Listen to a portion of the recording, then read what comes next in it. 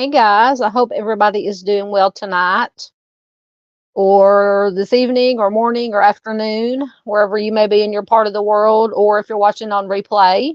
And if you're watching on replay, thank you so much. I love my replay crew. If you are watching on replay, don't forget to hit the thumbs up. If you have any thoughts, questions, comments, leave them in the comment section, and I will definitely get to them. Let's see if some more people. My Southern is coming out extra tonight.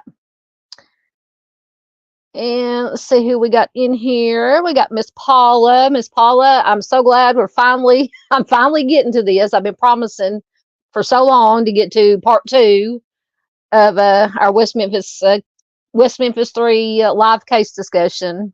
We had part 1. I don't even remember how long ago it's been. But for anybody who may not be familiar with the West, I cannot use my words tonight. Anybody who may not be familiar with the West Memphis 3 case, I did put a link, to the playlist of the videos and live streams that I have done, in the description box. So at some point, if you want to go back and catch up on everything I've done, feel free to do so. There are lots and lots of creators who have done excellent live streams and videos, deep dives that are worth checking out. And I also put a link, I believe, to all or most of the sources that I'm going to use in the live stream, are also in the description box, so you can check them out at your leisure. And I forgot to put in, and please everybody let me know if you can hear me okay. I hope I remember to change my microphone over to my earbud mic. So just let me know if you can hear me. Let me check comments. I haven't got anything that says you can't hear me yet. Lost my train of thought. Imagine that. I was going to look up, there's a site, it's called My Callahan site. I came across it, I believe, a Burn After Reading. If you've never watched the Burn After Reading YouTube channel, they've done extensive deep dives with documents and everything on the West Memphis case. I suggest you check that out.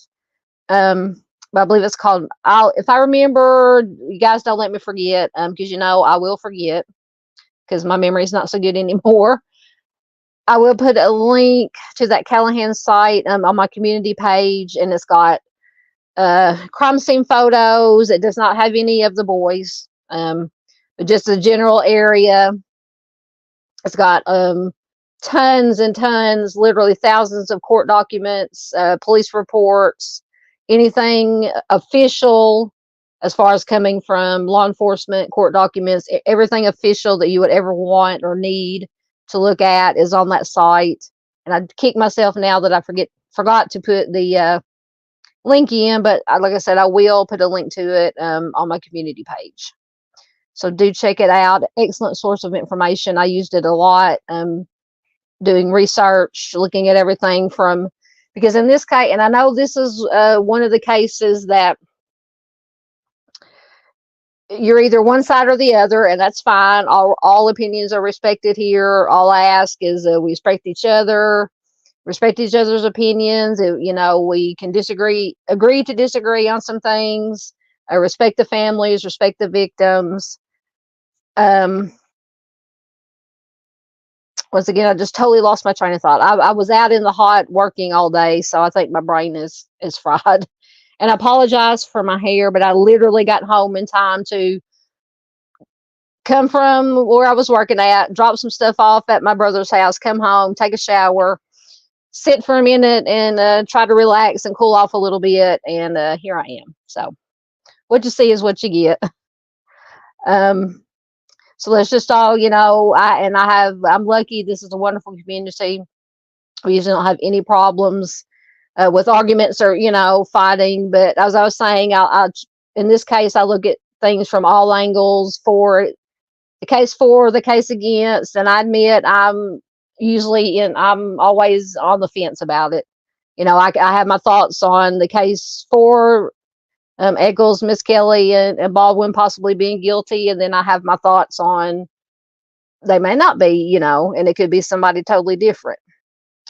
But before I babble on too long and scare everybody off, Miss Paula is here. Like I said, we're doing it. We're doing it, Miss Paula, finally, because I know Miss Paula is this is one of her, she said, favorite cases, the one that she's most interested in. I've been promising her for the longest time to get this part 2, and the part 2 tonight. Let me go ahead and bring up the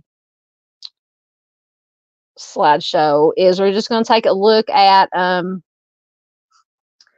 victims, a little bit about Christopher, Michael, and Stevie. Take a look at the family, some of the family members, what they had going on back then when the crimes happened, and during the trials, and things that have happened. Some of their opinions have changed. Some of the parents and step parents' opinions have changed in the years since. So I think that's interesting. And I have thoughts about, of course, I don't know because I'm not in their heads. I don't know them, but I have some thoughts about what could have either swayed their opinion or had a hand in swaying some of their opinions. And unfortunately, a lot of them are deceased already. John Mark Byers passed away. Melissa, his wife Melissa, has passed away. And I believe, can't remember if it was Stevie, not Stevie. I believe either Stevie or Christopher's biological father, one of those has passed away. So we'll take a look at what the family members, after the aftermath, things they went through, things they've said, opinions that have changed, and things of that nature. And I welcome, like I said, it's kind of it is a live case discussion. So definitely do throw your comments, thoughts, questions in chat as we go through, and I will get to them. I do have a slideshow as usual. Let's see who else is here. Miss Paula is here, like I said. Miss Farr is here from Australia. Hello, Farr. Good to have you here as always. Chris is here. Chris said he has shared. Thank you so much, Chris, for sharing. Yeah, I can't remember. I know I shared it on my community page on YouTube, and I think I shared it in a couple of groups on Facebook. But that's all I had time to do. All I had time to do. Chris says that he believes that there's 2 crooks in the case. In this case, we'll definitely leave your thoughts about. Definitely share your thoughts in chat. Thoughts, theories. We can go into. On my channel, we always say we stay with the facts, the known facts, but it's okay to do a little bit of speculating or theorizing, just as long as we don't go way out to crazy land or go down a rabbit hole. So that's perfectly okay. So thank you, Chris, for sharing. There is one of my OGs, my original gals, and when I say one of my OGs on here, it's either an original gal or original guy, somebody who has been with me with the channel basically since the beginning, when I was just starting out and doing my crappy little videos, even before I started doing live streams. Michigan Wifey is definitely one of those. Before I started doing live streams, I'd upload a video. She would either be the first or the only to like it, comment on it, and so I'm just so grateful for her. And she is also a wonderful member. If you would like to become a member of the channel, I'm not sure if you can do it. You click on something, you can go to the homepage and there's a link you can click on to become a member. I freely admit, in all transparency, that I don't do a whole lot. I got to get better at doing some member videos and doing some members only live streams, members only videos. But I promise I'm gonna start doing better at that. I'm still learning this YouTube thing. But also membership is a way, if you like to help to support the channel just on a monthly basis, so you don't have to, worry about, you can always donate through super chat, super stickers, all those good things. But at any rate, I don't want to harp on the money because I do not do it for the money, although it is appreciated. And most of the money from memberships and from super chat, super stickers go back into the channel for upkeep and help me pay for I have the basic plan of StreamYard and base, and I think I got 2 video editors. Well, one is free, one I paid for. It's just the basic cheap plan. So anything that comes in through the channel goes back into the channel. So Michigan Wifey's here. Let's see if anybody else has snuck in on me. There's Miss Lisa Joe, another wonderful friend and member. Hello, Miss Lisa Joe. Good to have you here, as always. And Miss Lisa Joe is a wonderful advocate for the missing and helping families. And I don't think she has a channel, but she does a lot of good work in the Facebook groups. And speaking of, you can, while we're waiting for some more people to pop in here, you can find me on Facebook. I do have a group and then just a page. The group is more active. I post all the missing links to videos. I share missing persons and cold cases from other groups in the group. So I highly suggest if you do Facebook, I know some people don't do Facebook, but if you do Facebook, please consider joining the group. The page, I post mainly links to stories, about true crime I find interesting and things of that nature. Let's see here. I'll save the rest for later. Get back to the comments. Okay, Far said she'll be back soon. Excellent. Excellent.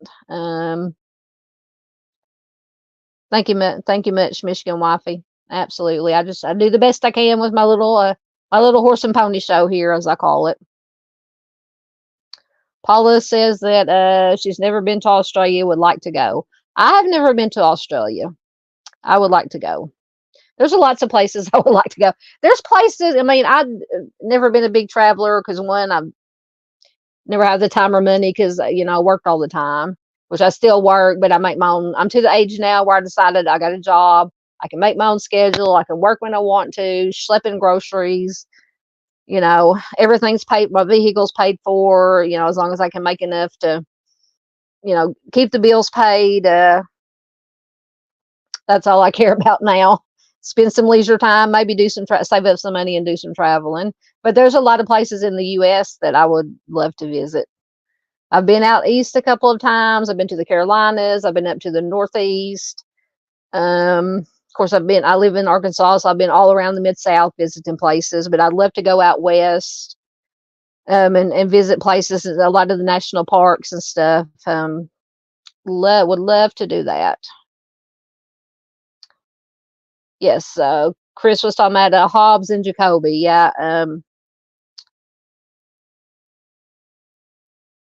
Hobbs and Jacoby come up a lot, and I admit, or I agree that there are some sketchy stuff with them, being as we can't say it is their hair, definitely, but 2 hairs that one was similar to Terry Hobbs, and then another one they found at the crime scene was similar to David Jacoby. It's very interesting. Now, Hobbs, you can kind of explain away as secondary transfer. The kids spend a lot of time together, but maybe not. Who knows? So yeah, you definitely have to keep them. I definitely keep them in the back of my mind, most definitely. All right. Paula says, I've never heard this name. I can't believe all the research says Chris Mogan is on my list of suspects too. How did I miss that name? I've never come across that name. You have to let me know, Paula.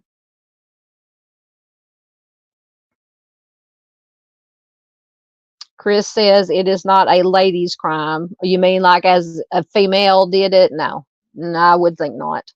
Nope. Nope, nope, nope.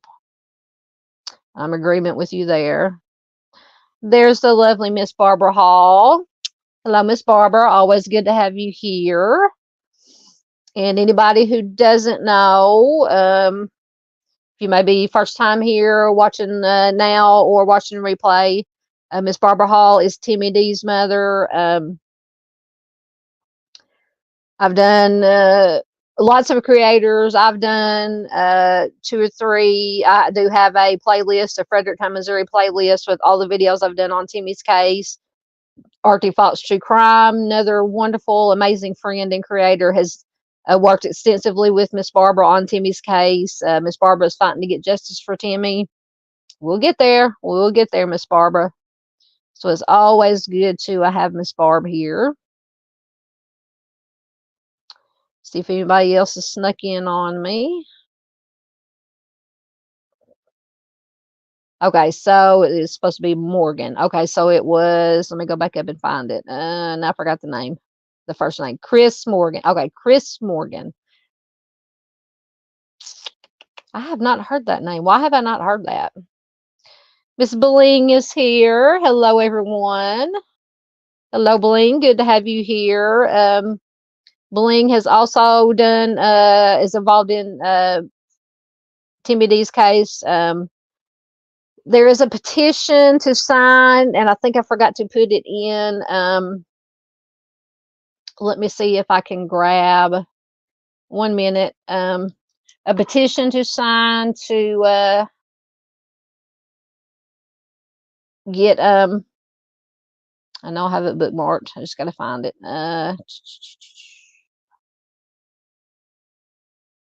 There it is. A petition to sign to get Timmy's case reopened. I will put it in the chat. I don't think I'll be able to pin it to the top from the StreamYard side, but I will put it in chat periodically. And please do consider signing the petition. Let's see if I can get it in here. Paste, enter. All right, it should be in there. And I forgot to look the last couple of days to see what we're up to, or what we are up to as a community, as supporters, how many signatures we've got. But do check it out. But Miss Bling is the one who wrote the petition. Beautiful. I cry every time I read it. So excellent job, Miss Bling. Chris says it's got to be someone who has a lot of hate. I would agree with you there. With either somebody with a lot of hate, or just some even scarier. If you can think even scarier, even more horrible, somebody who did not know them, who is just so deranged that they would do that. I'm not going to go into the details of, you can Google and you can find all sorts of descriptions of what was done to the boys. But yeah, if it wasn't somebody that knew them and it was active personal, as Chris said, hatred, the only other thing it would be is somebody who did not know them, that came across them, or maybe knew of them, lived in the area, came across them. Somebody so deranged to do something so horrible to these 3 little boys. And I don't know what's scarier. They're both horrible. They're both horrible. To me, you always say the lesser of the 2 evils, but to me, there's not any less evil, no matter what.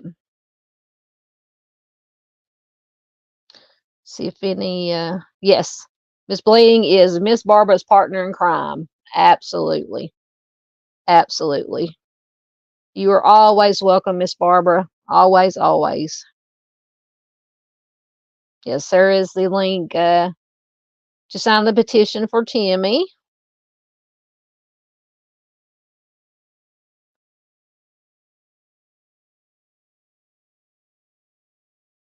Chris said Bling, she's everyone's favorite here. Absolutely. Ms. Barb says, please sign the petition. Thank you, everyone. Yep. And if you want to stick some, even though this is about West Memphis 3, always you can stick some green was Timmy's favorite colors. You can put in green hearts, green hearts, green hearts. Excellent. For Timmy's petition, Bling says 163 online signatures and around 200 physical signatures. So with my math, that was what, 363? Excellent, excellent. Oh, okay. Gotcha. I've forgotten his name. So Paula said Chris Morgan was a guy that the West Memphis PD brought back from California to testify. Gotcha. I always forget about there was two of them that they suspected. I don't know if it was the same two, if this Chris Morgan was one of them, but yes, there were two suspects or persons of interest that had left and gone to California, and I think they went over there and looked into them. I think, trying to remember if they took a polygraph test or not. But yes, I thank you, Paula, for jogging my memory.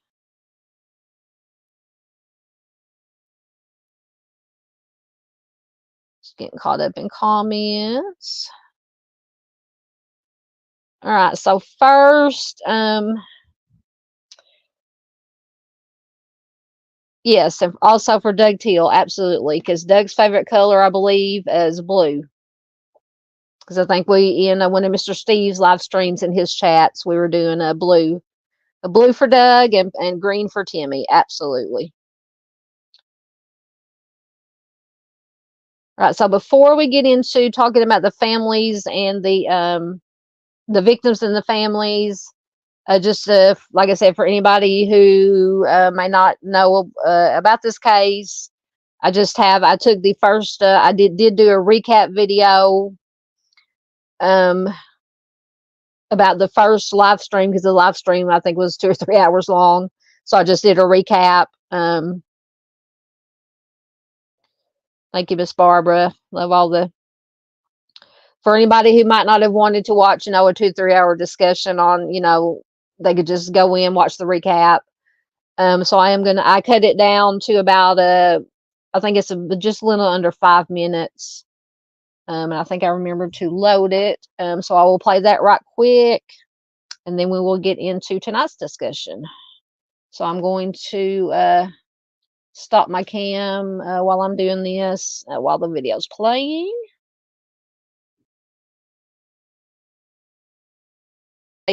5th, 1993, at approximately 8 p.m., John Mark Byers telephones the West Memphis police to report a missing child, 8-year-old Christopher Byers.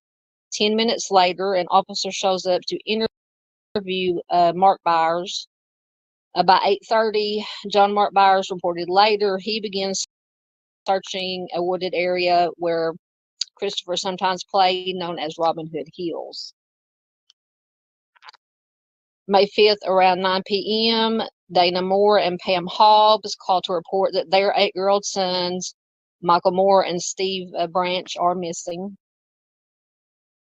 And in 2007, Pamela Hobbs states, quote, Terry told me he really thought he was going to find him and he didn't want to burden me at work, but I held anger toward Terry over that he did not tell me Stevie was missing.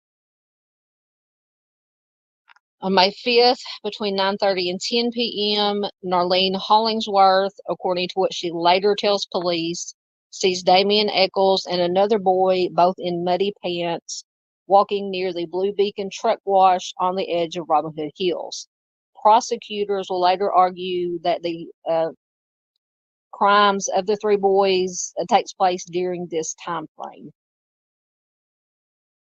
According to Dr. Frank Peretti, the medical examiner who autopsied the boys, in his opinion, the homicides most likely took place between 1 and 5 a.m. on the morning of May 6th. On the morning of May 6th, around 6 a.m., Gary Gitchell, chief inspector of the West Memphis Police Department, announces that 3 boys are missing and that he will direct the search efforts. May 6th at 8 a.m., a more thorough police search Before the boys began, it was led by the Crittenden County Search and Rescue personnel. Searchers canvassed all of West Memphis, but focused primarily on Robin Hood Hills, where the boys were reported last seen. Despite a shoulder-to-shoulder search of Robin Hood Hills by a human chain, searchers found no sign of the missing boys at that time. On May 6th, at approximately 1:45 p.m., juvenile parole officer Steve Jones spotted a boy's black shoe floating in a muddy creek that led to a major drainage canal in Robin Hood Hills. A subsequent search of the ditch revealed the bodies of the 3 boys. They had been stripped naked. They were hogtied with their own shoelaces. Their right ankles were tied to their right wrist behind their backs, and it was the same with their left wrist and left ankles.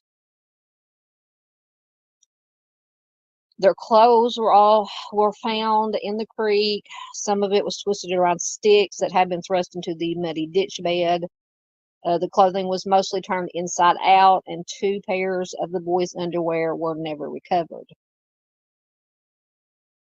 Police initially suspected that the boys had been SA'd. However, later expert testimony disputed this finding. Trace amounts of sperm DNA were found on a pair of pants recovered from the scene. Prosecution experts claim that Christopher Byers' wounds were the results of a knife attack and that he had been purposely castrated by the offender or offenders. Defense experts claim the injuries were most likely the result of post-mortem animal predation. Police believe the boys were assaulted and their lives were taken at the location where they were found. However, critics argued that the assault, at least, was unlikely to have occurred at the creek. Christopher Byers was the only victim with drugs in his system. He had been prescribed Ritalin in January of 1993 as a part of a treatment for attention deficit hyperactivity disorder. The initial autopsy reported that there was the dosage was at a subtherapeutic level, and his father said that Christopher may not have taken his prescription on May 5th, 1993.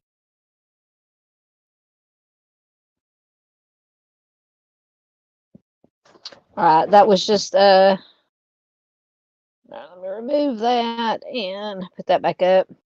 Like I said, just a short recap for anybody who may not be familiar, or just to refresh our memories. And I did shorten down the video. You can watch the full recap. Like I said, it's in the West Memphis 3 playlist, which I did put a link to in the description box. And they did have multiple sightings of the boys during that afternoon. And we're going through the slideshow. It'll give a little bit more detail about who went to whose house and when they left and things of that nature. Yes, Brian Holland was Chris Morgan and Brian Holland. Thank you once again, Paula, for refreshing my memory. Were the 2 that maybe shortly after or at some time after the crimes occurred, they ended up in California. And I don't know if investigators went to California to do maybe lie detector tests, or if they were brought back. I said I'm a little rusty on I haven't brushed up on all the intimate details in a while on this case, but Chris says, is it possible that the offender or offenders have a deranged attitude or complex? Yes. In my opinion, I'm not an expert, but in my opinion, most definitely. Like I think you pointed out earlier, Chris, it was either, or my opinion too, someone that they knew, possibly close to them. It was a rage, anger issue for maybe something that one or more of the boys had done. If it was somebody that was not known to them, or maybe somebody that lived in that area that knew the boys and the parents may not have necessarily known this person or persons. But yes, in my opinion, whoever did it, no matter if it was somebody they knew or somebody that, a stranger, somebody that didn't know, they were definitely deranged and had some kind of issues going on, in my opinion. Paula says, from Mind Shock, Chris Morgan had a house in front of the entrance of Robin Hood Hills and ran an ice cream truck. Excellent. Thank you, Paula, for all the information. Yeah, that's one. And I think I do have them because I'm going to do a series of most likely live discussions about the case. And that is one of them that I have planned, is looking at what we call alternate suspects. And I do believe I have them included to talk about in that live stream.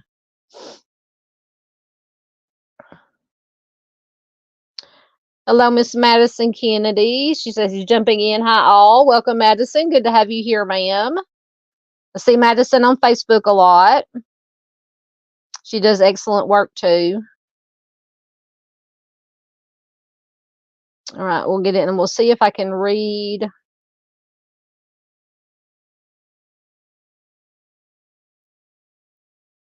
Oh, hold on. Wait a minute. I uploaded the wrong, what did I do? Hold on.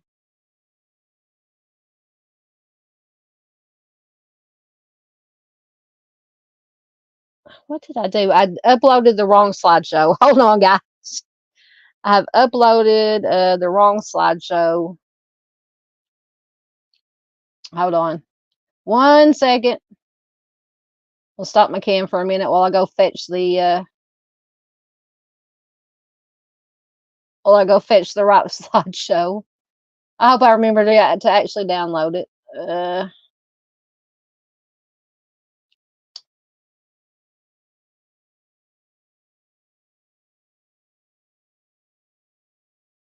Okay, so hold on, I'm working on it. Remove that.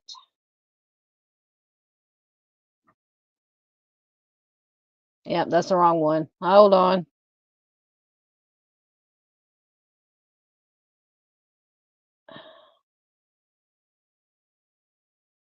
Remove that one. Let me go fetch the right one. Oh, okay. 1 minute. Pushing buttons. Maybe I won't send it to a dumpster fire.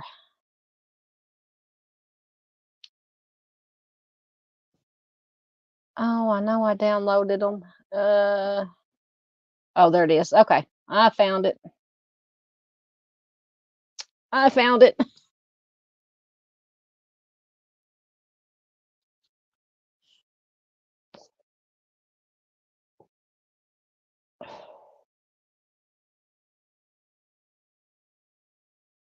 It's processing. Hold on.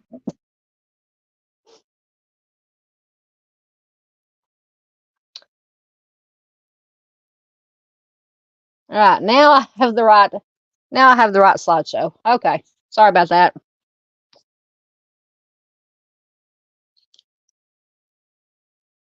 Just a slight technical difficulty. If I didn't have at least one technical difficulty, it wouldn't be one of my live streams. So I got the right slideshow now. Yes, Paula says another alternate suspect is the Bojangles guy. Yes, definitely going to talk about him in the live stream that we do, whatever part it is when we get to it for the alternate suspects. Absolutely. Because to me, he either, obviously it's 50-50. Either he has nothing to do with it and he just happened to be at, the wrong place at the wrong time or whatever, or he did have something to do with it. But I'll just say just quickly, the way that the Memphis PD handled that was they didn't handle it, in my opinion. They basically called employees or manager or somebody that worked at the Mr. Bojangles restaurant called the West Memphis PD, said, hey, there's this guy that came in. It was a black fella came in. He's got blood all over him. He's in the bathroom. There's blood all over the walls. You may want to come down here and check it out, regardless of what it's about. They sent one police officer out there. I don't even think she went inside. I think they said she actually pulled up at the drive-through. Basically took a basic report and didn't even go in to look at the bathroom, take any swabs or any kind of, call out the crime scene unit or anything to take any kind of swabs or whatever they do. So, if he had something to do with Christopher, Stevie, and Michael's deaths, then they really, really botched it. That's just my opinion.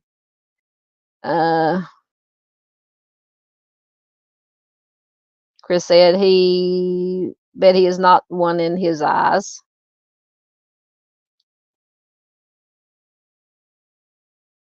Chris said, so it was one of those moments. You have to elaborate. I don't know what you're meaning there. All right. So now that I got the right slideshow up, so obviously this is Christopher Byers, Michael Moore, and Stevie Branch, the three 8-year-old boys that were the victims. This case, like I said, being from Arkansas, West Memphis is only about hour and a half down the road from me. And when this was all going on back in 95, it was all over the news here, and you just couldn't get away from it, and it just captured my attention. It sent, of course, back then the what they call the satanic panic was going on, and then I think, in my opinion, the state, the prosecution, the 12th Judicial District that handled the case played up this satanic angle to the nth degree. And going into it, they could have, once they decided on the satanic ritual angle. Now, this is all just my opinion.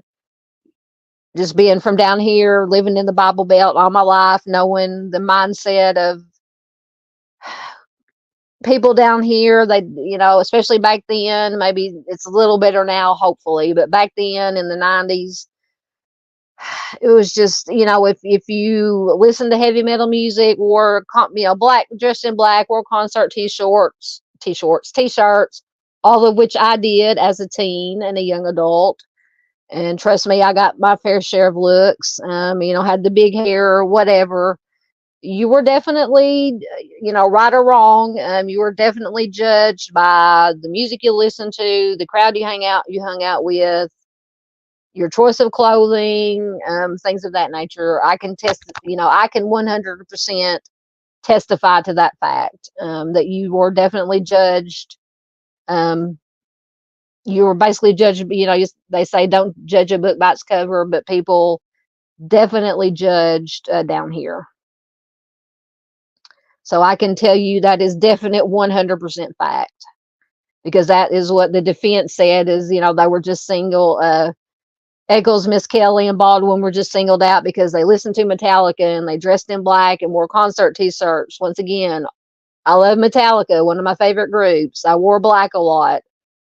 Dark makeup, I used to dye my hair jet black, wore concert t-shirts, and I was definitely got some looks, let's just say. So I think there is some validity, in my opinion, to maybe as to have a part, who knows how big or small, in the decision of the jury to convict them. I said, this is just all my opinion, just from being down here and knowing what things were like. Chris says, in his opinion, Mr. Bojangles is cleared. Yeah, I don't think I've looked into Bojangles, and I think it was just, like I said, wrong place, wrong time. I definitely think it's either somebody they knew, either close to them, or somebody in that community who knew them, or it was a complete stranger that just happened upon them. Although where they were found and most likely their lives were taken, it is very close to the Blue Beacon truck wash, just right off the freeway and major interstate. So it is possible, in my opinion, that it was a complete stranger that just happened upon them. Now, I don't know why a complete stranger would be out walking in those woods at that particular time of night, but once again, anything is possible. Miss Barbara says, I remember this happening when I was younger. It was very sad. Absolutely.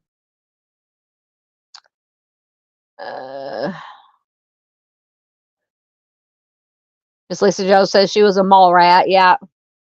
Yeah, when I was in my teens and teens and early 20s, I spent lots every weekend at the closest mall to us, which is in North Little Rock. Spent lots and lots of good times at the mall. Most definitely. Right, I'm going to see if I can read these. So the Stevie Edward Branch, Christopher Byers, and Michael Moore, they were all second graders at Weaver Elementary School. They had each achieved the rank of wolf in the local Cub Scout pack. They were best friends.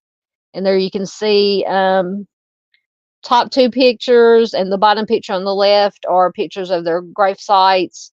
The bottom picture on the right, and I think I have a better picture of it at the end of the slideshow, is a memorial. I can't remember what year, but in the years following, they did put a memorial up, built a little gazebo, and that little brick plaque with the plaque on it there at the Weaver Elementary School. And it has been not upgraded, refurbished, kept up over the years.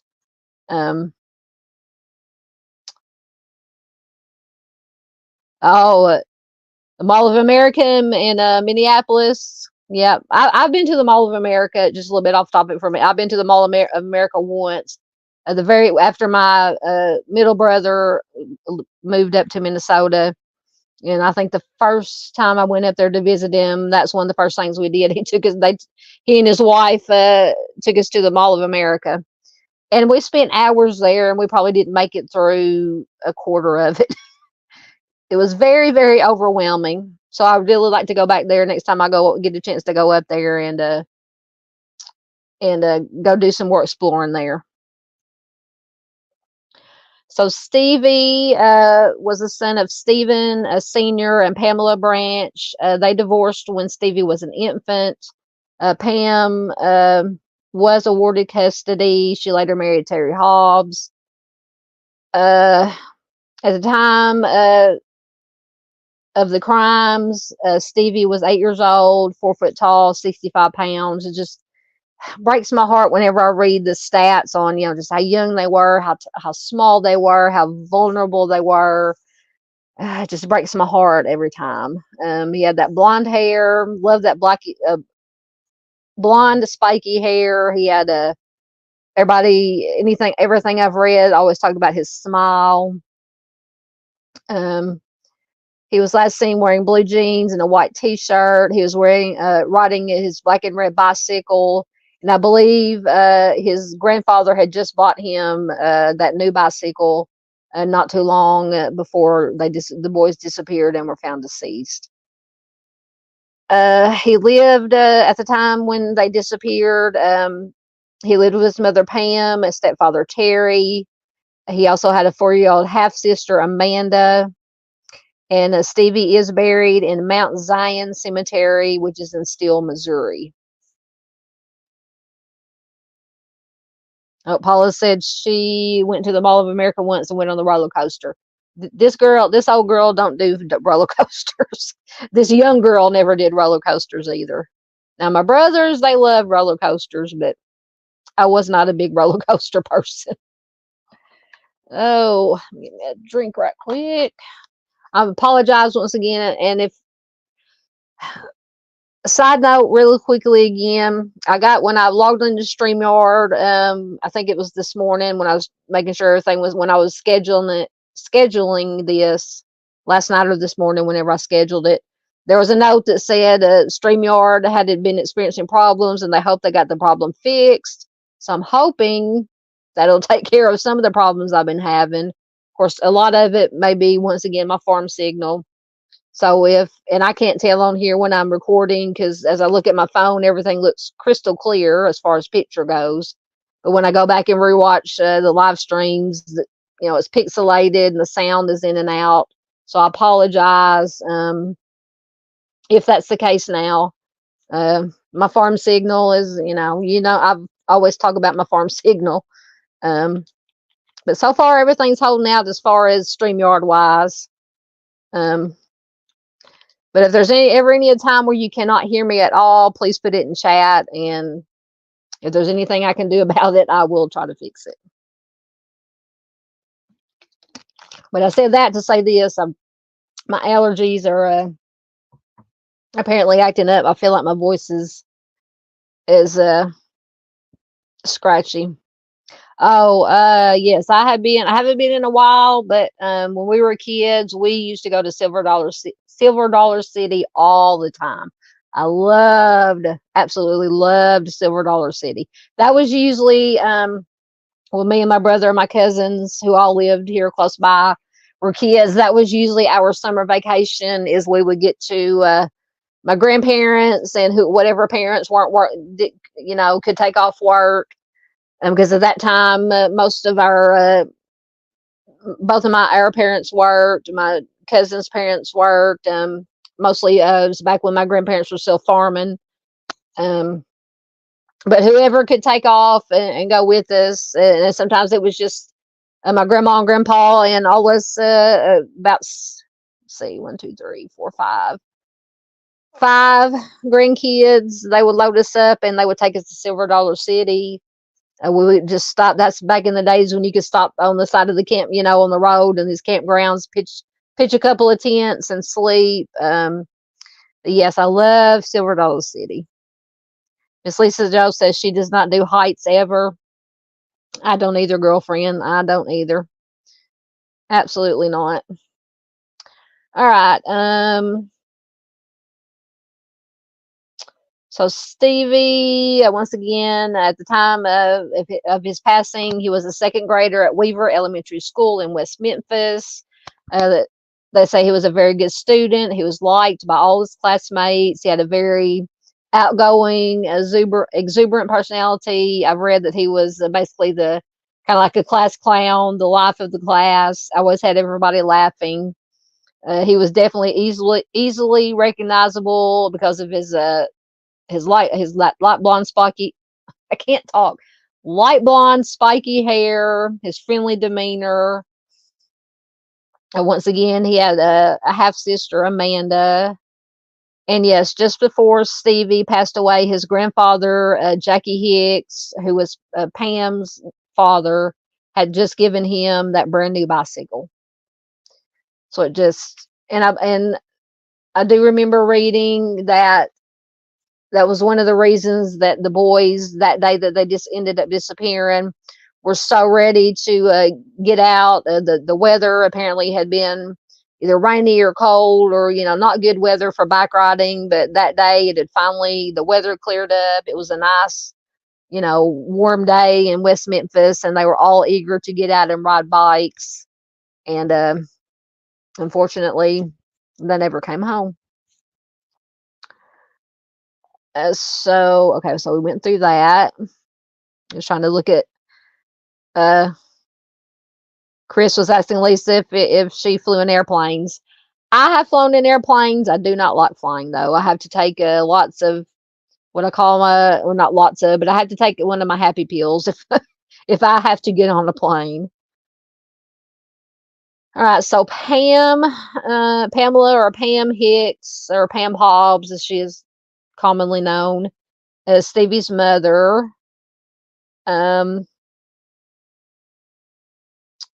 Sorry, I'm trying to read. She, of course, was married to Terry Hobbs after she divorced Stevie's biological father. She had Stevie while she was married to Steve Brant Sr. And then she had Amanda when she was married to Terry Hobbs. So on May 10th, 1993, Pam was questioned by the police. The report stated that Pam did look for Stevie at around 10 a.m. on the 6th, behind the Blue Beacon truck wash, which is not too far from the woods, the Robin Hood Hills woods, where the boys were ultimately found. She said that she did not stay long. I find this interesting and heartbreaking. She says she did not stay long because she had a bad feeling about the area. So we always talk about mother's instincts, parents' instincts, but mostly mother instincts, you know, because at that time at around 10 a.m. on the 6th, the boys unfortunately would already be deceased and out in the woods. So she said she didn't stay long. She had a bad feeling, and it just breaks my heart. And the officer noted that Terry Hobbs was not home at the time that Pam was talked to by the police. So he was not there when she was talking to the police. Interesting note. Pam also gave another statement to the police on June 9th of 1993. She told police that Jason Baldwin's mother and father came by her house the day after the boys were found. So it could be something, it could be nothing. But just let me know in chat what you think about, and I don't know if this was before, it doesn't give a time. I don't know if this was before or after the boys were found. I would definitely find it more suspicious if they came by her house before the boys were found. But if it was after the boys were found, and word, small towns like West Memphis, word gets around very quickly. So if it was after the boys were found, word got around, hey, the boys have been found. It could be they just went over to her house to give condolences. But then again, you would expect, or I would expect, it would be, and I don't know, I have to, full transparency, I don't know how well, if any, that Pam's family knew Jason or his family. But if they did not know them very well, and I'm going to go on the assumption that maybe they didn't, they may have known of them, of Jason and the family. But everything that I've read, it doesn't say, that they had any kind of hung out together, had any kind of close relationship. So I would find it, like I said, very spidey senses going off if they came to her house before the boys were found. After, it could be, yeah, they were just sending condolences. But then again, if you don't know a family very well, might be a little suspicious. But that's just my opinion. Like one said, once again, please let me know.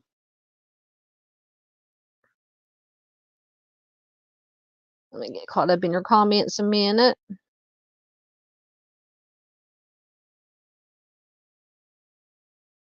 Y'all still talking about roller coasters. Paula says, interesting. I don't know which part you were saying interesting about. You can elaborate if you would like.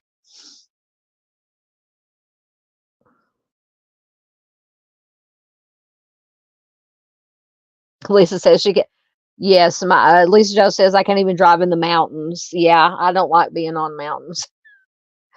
And I don't drive in the mountains, but if we're going somewhere and I'm just a passenger, yeah. Chris says, oh, wrong one. That's okay. There's one I was looking for. Chris says, I think Terry Hobbs not being there while being questioned raises red flags. Yeah, and I don't know, because he did have a job. He worked at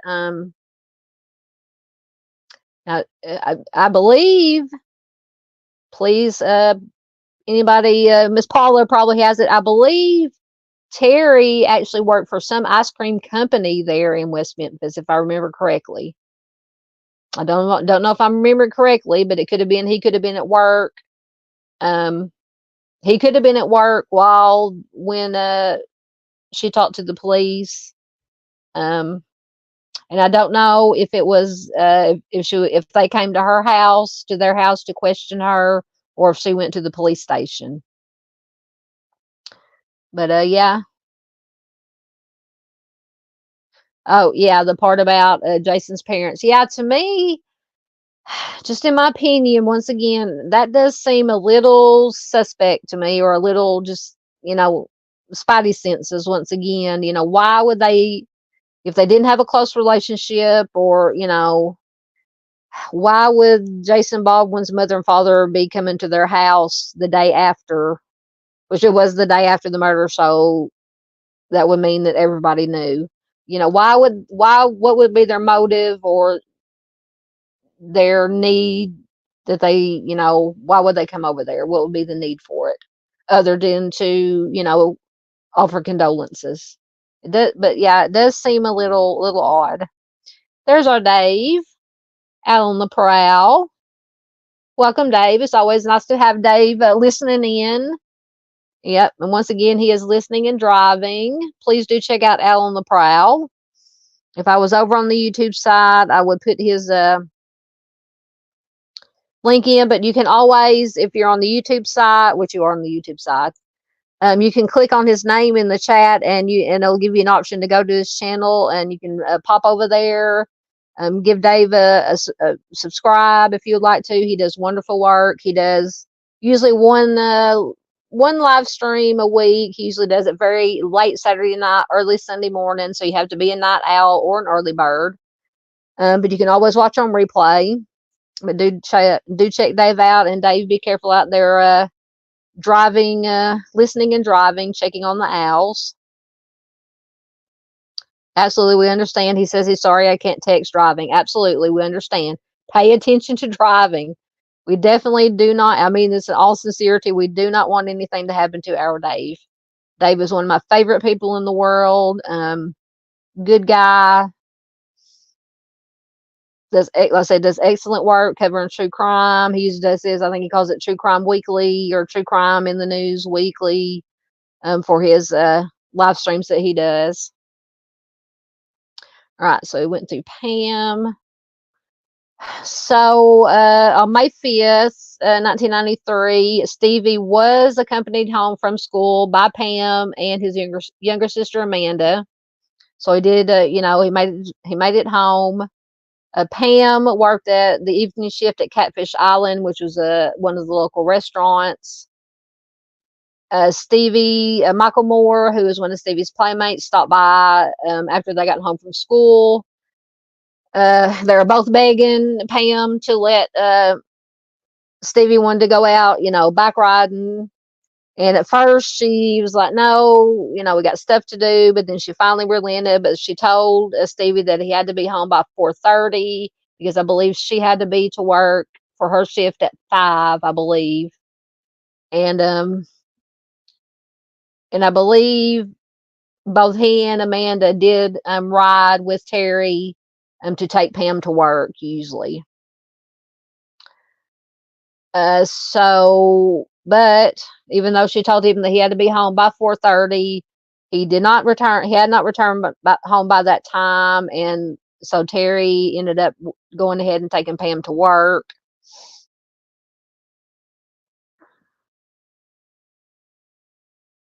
Thank you, Dave. You are awesome too, my friend. Yes, Paula says Pam was at work. She was a waitress. Absolutely. Chris says, could the black hair come from a wig? What black hair are you talking about? Are you talking about the hairs found at the scene? Once again, you can elaborate. Feel free to elaborate, because sometimes, my mind don't work as fast as it used to. But if you're talking about if you're talking about the hairs that were found at the crime scene, that one was similar to Terry Hobbs and one was similar to David Jacoby. I don't know what color the hairs were.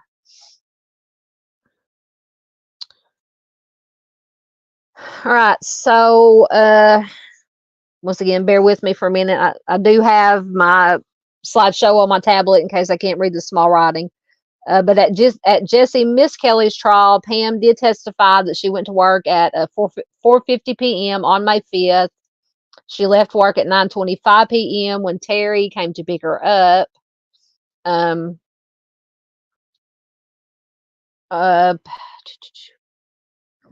So it went through that they walked Stevie home from school. He left to ride the bikes with Michael. Now she says, according to Pam, in her opinion, she testified that the police's response to the boy's disappearance on May 5th was slow. At the trial, she stated that she did not know that Stevie was missing until her husband came to pick her up from work, and it was at that time he called the police. So this is another interesting thing that is always brought up in this case. So for one, Terry, when Stevie didn't come home, Terry supposedly went out looking for him, and he could have. He's one of the things that puts me on possibly Terry Hobbs. That his story has changed, as has David Jacoby's, on when and where they were around the time the boys disappeared. But the thing that strikes me is, you would think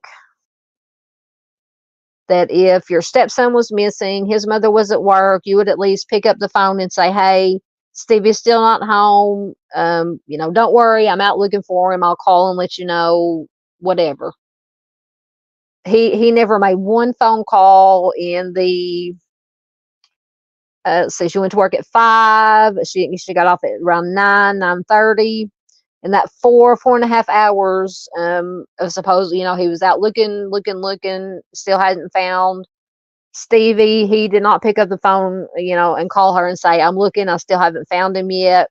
Do you want me to come get you? Anything of that nature. He waited until she got off, her shift ended at around 9:30. Went to pick her up. When he went to pick her up, Amanda was with him, the younger sister. Stevie was not with him. She's asked, where's Stevie? And he's, well, still haven't found him yet.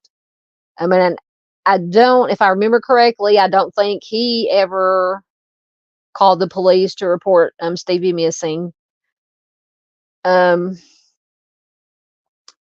Because I think they actually called the police from a payphone from the Catfish Island restaurant. I believe that is when the phone call that they made, or he made, to report Stevie missing, was made from the restaurant. So that, some people say, why not just, was 5 minutes home, go home, call the police, have the police meet you at their house. Why would you call from the restaurant? Some people say that it's because, Hobbs had something to do with it. Maybe he had something at the house that he did not want the police to see, and that's why he made the call. And I don't know if the police met them there or somewhere in between. And because I think it was stated that somebody, I don't know if it was Pam or somebody else, had made the comment that Terry had done a load of laundry, which was very, they said, uncharacteristic of him to do anything like that, any kind of housework. So they found that a little bit suspicious. So, but yeah, I do find that odd, that he did not even pick up the phone to call his, I'm not saying that Hobbs had anything to do with it. I'm just giving my thoughts on things. They did not call Pam at work. He waited till, 4.5 hours later. He called from a payphone at the place where she worked. So it's just, little things here and there make you go, make you wonder.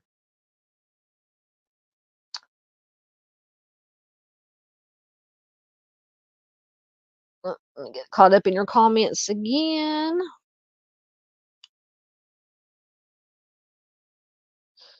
Excellent. Miss Paula says Terry went there to pick her up and to call the cops. They never went to his house. He gave his statement to the cops at Catfish Island. according to the statement he gave in the Natalie Maines case. Excellent. Yeah, I was thinking that they never, I don't know, police never went to the house, but that night or in that time frame that they did not go to the house. I knew he called the police from Catfish Island, but I didn't know that they did not go to the house that night.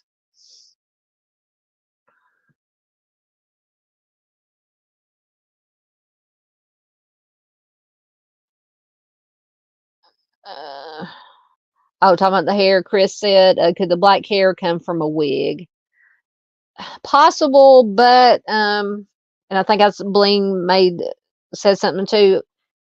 Even back in '93, you would think that they could tell the difference between a human hair and a wig hair. But anything's possible. And if they have found a hair from a wig, I've never heard it mentioned anywhere. But that's a good point. Let's see. Yes, Paula says he had one of the kids with him. Yes, if you're talking about Hobbs, he had Amanda with him when he went to pick up Pam from work. Chris asked if he could share something with me, Facebook Messenger on Terry Hobbs. Absolutely. Yep. Anything you want to send me on Messenger, absolutely. And Chris says he has found Terry's possible motive. Well, do tell, or what your thoughts are. Absolutely. Said all thoughts, opinions, speculation, as long as it doesn't get too out of hand. A little speculation is good. But yes, let us know.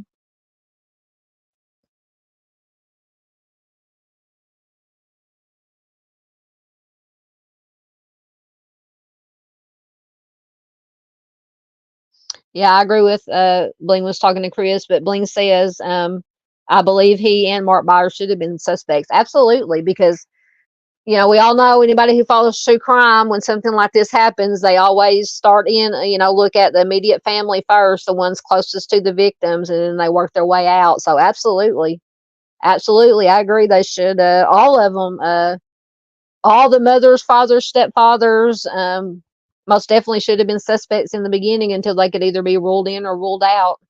Absolutely.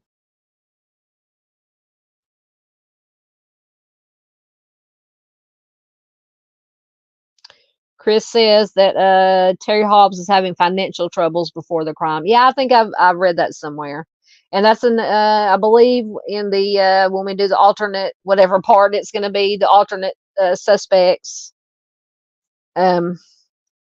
Hobbs and Jacoby are in my alternate suspect slideshow present. That we're going to talk about. And I know that we may go into it a little bit tonight if I have some articles I'm going to read from a little bit from about some of the parents. I know that going back to parents as suspects or step parents, I know that both John Mark Byers and Melissa Byers, especially John Mark, had an extensive criminal history even before this happened. Terry Hobbs, I'm gonna have to research him some more to see his criminal history. We'll go into a little bit of that tonight.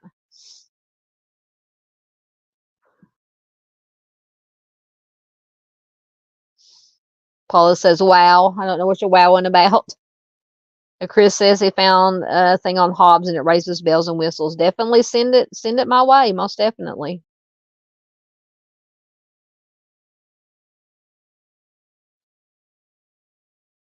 Yes, that is true. Bling says, I've heard stories of SA going on. Plus, if you're talking about Terry Hobbs, he had seen them, although, or according to witnesses, he had seen them before, just right before they disappeared. He claimed that he did not see them, but they had neighbors or people that lived in that neighborhood very close to them that heard Terry yelling at the boys or yelling at least Stevie to come home right now. And apparently Stevie ignored him and kept on going. And So Blaine says he was mad at the kids riding bikes when they were told not to. So yes, that is most definite.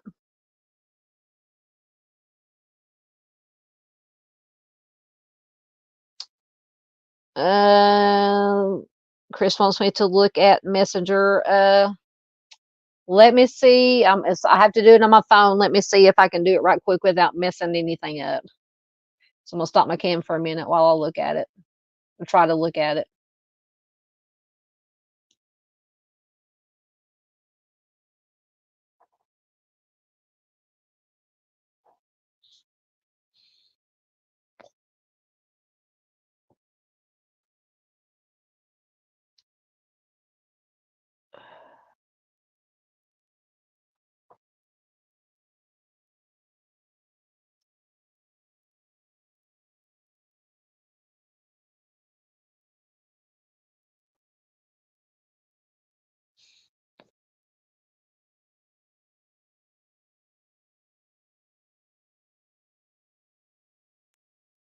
Sorry, I took myself out of the live stream.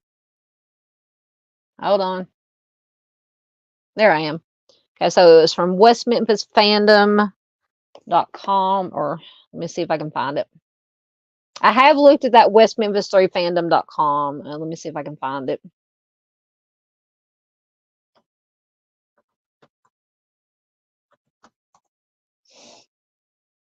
Oh, come on. Don't tell me it can't be reached. My signal must be pooping out on me.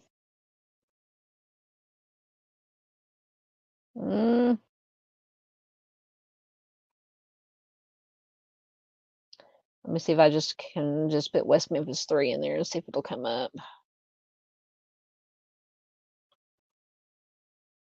Hold on, guys. I'm looking.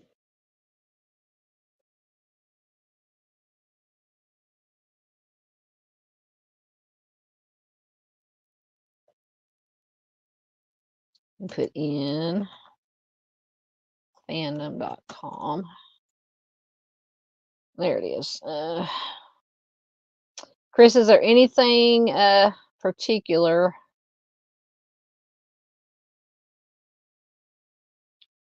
that you wanted me to look at? Let me get caught up in comments.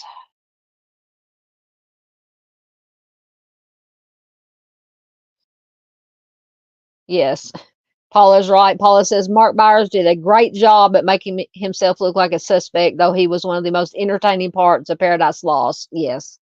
And I think he, probably by the urging of Sanofsky, urged to play it up a little bit, and they did their best in their editing and filming of the Paradise Lost to make him look like a.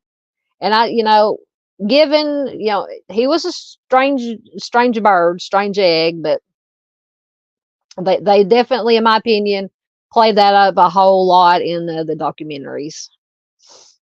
But yes, I agree with you.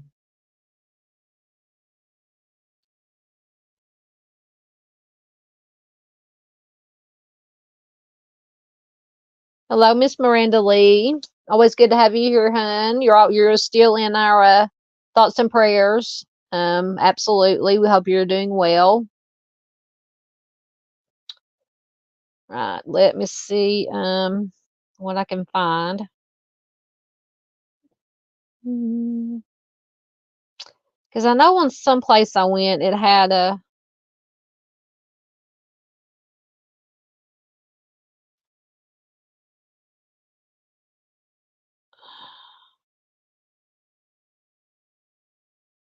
Trying to find something on Terry Hobbs specifically.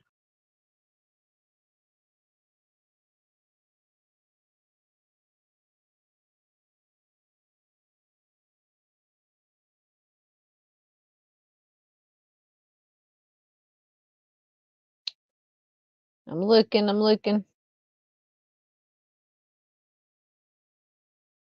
Maybe if I look at the site map.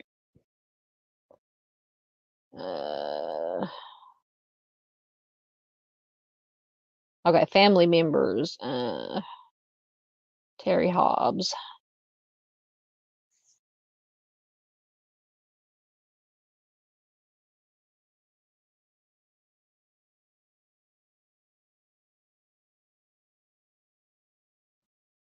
Okay, I'm gonna try to do a screen share to see if this is the right thing. Oh, you want me to look? Okay, Terry Hobbs' criminal record from before the crime. Okay. Yes, Bling says, going back to John Mark Byers. Yes, he was strange. Yes, definitely creepy. Most absolutely. All right, let me take that down, see if it'll let me share my page or share my screen.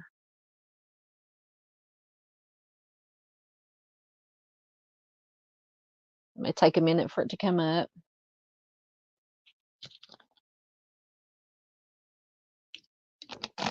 If it'll come up at all. There it is. All right, let me change my layout. Maybe you can see it a little bit better. Okay. So this is from the West Memphis 3 fandom, a wiki fandom, basically. Terry Wayne Hobbs was born on May 21st, 1958. In 1993, of course, he's married to Pam, stepfather of Stevie. He was born in northern Arkansas. He grew up in the Ozark Mountain Range of the state. He was one of 4 children.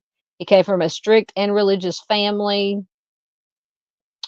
His father, Joe Dean Hobbs, was a minister at the Apostolic Pentecost Church. Terry's father was a skilled butcher while in the military and used his knowledge to open, they said, around 30 restaurants. Though the family was well-to-do, Terry was having financial problems, like Chris said, when the crimes occurred. We get down to his criminal history. There it is. Okay. So criminal background. Excuse me, guys. Terry Hobbs was 24 years old when he broke into the home of a neighbor, Mildred French. French reported that prior to the incident, she had gone to the Hobbs' home after hearing what she believed to be a domestic dispute. A couple of months later, French contacted the police and her landlord after Hobbs reportedly came into her home and grabbed her breast.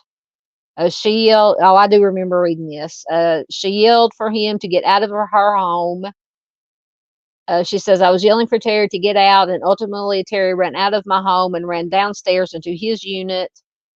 The bathroom window over my tub was partially open, and my yelling could be heard outside. I recall a man was outside across the street working in his yard. I believe that Terry intended to further try to SA her and or harm her because his actions and demeanor indicated that that was his goal. So yes. She says, but I believe my continued yelling and screaming alarmed him and caused him to run off. At this time, I was afraid that Terry would SA harm or even unalive her. Yes, I remember now reading this. So if this is true, and no reason that I know of to doubt Mrs. French's account, that if he had a history of being a predator, an SA predator, because there are some, one of the theories, even though I don't believe they never, I'll just say they didn't find any really, although the condition of the bodies, they didn't find really any evidence of SA on the boys. Now that's not to say, and SA does not necessarily mean, I'm trying to put this where Facebook won't banana me on, strike me on something. For it to be a sexually motivated crime does not necessarily believe that the victims are SA'd. Just what is being done to the victims can be the SA gratification of the offender. So if he has a history of this kind of behavior, it does make you wonder. Absolutely. So in November of 1994, more than a year after the homicides, Hobbs again experienced trouble with the law after an altercation with his wife Pam. wherein he reportedly hit her. He GSW'd his brother-in-law, Jackie Hicks Jr. He came. Jackie Hicks Jr. came to the Hobbs residence after he was informed of the encounter. Terry would later state that he GSW'd Jackie Jr. in self-defense. Jackie survived the shooting, but he passed away years later as a result of complications pertaining to his injuries. And Terry was sentenced to 6 months in prison for aggravated assault. In 2003, he was arrested for possession of Mary Jane. He was found guilty. So yeah, this incident with Miss French, definitely disturbing, absolutely. But let me know what you guys think, either in chat or if you're watching replay. Let me know in comments. Yes, that is most definitely disturbing.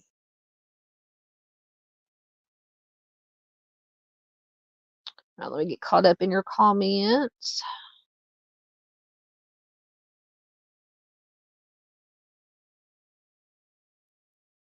Make sure nobody snuck in on me.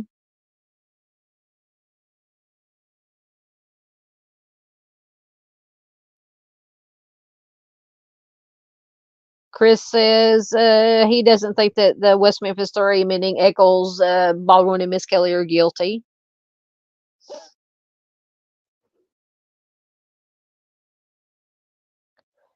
Paula says that pumpkin patch scene is very telling. Once again, you're gonna have to refresh. Let me refresh my memory. Pumpkin patch scene. Refresh my memory. Make sure I didn't miss any comments.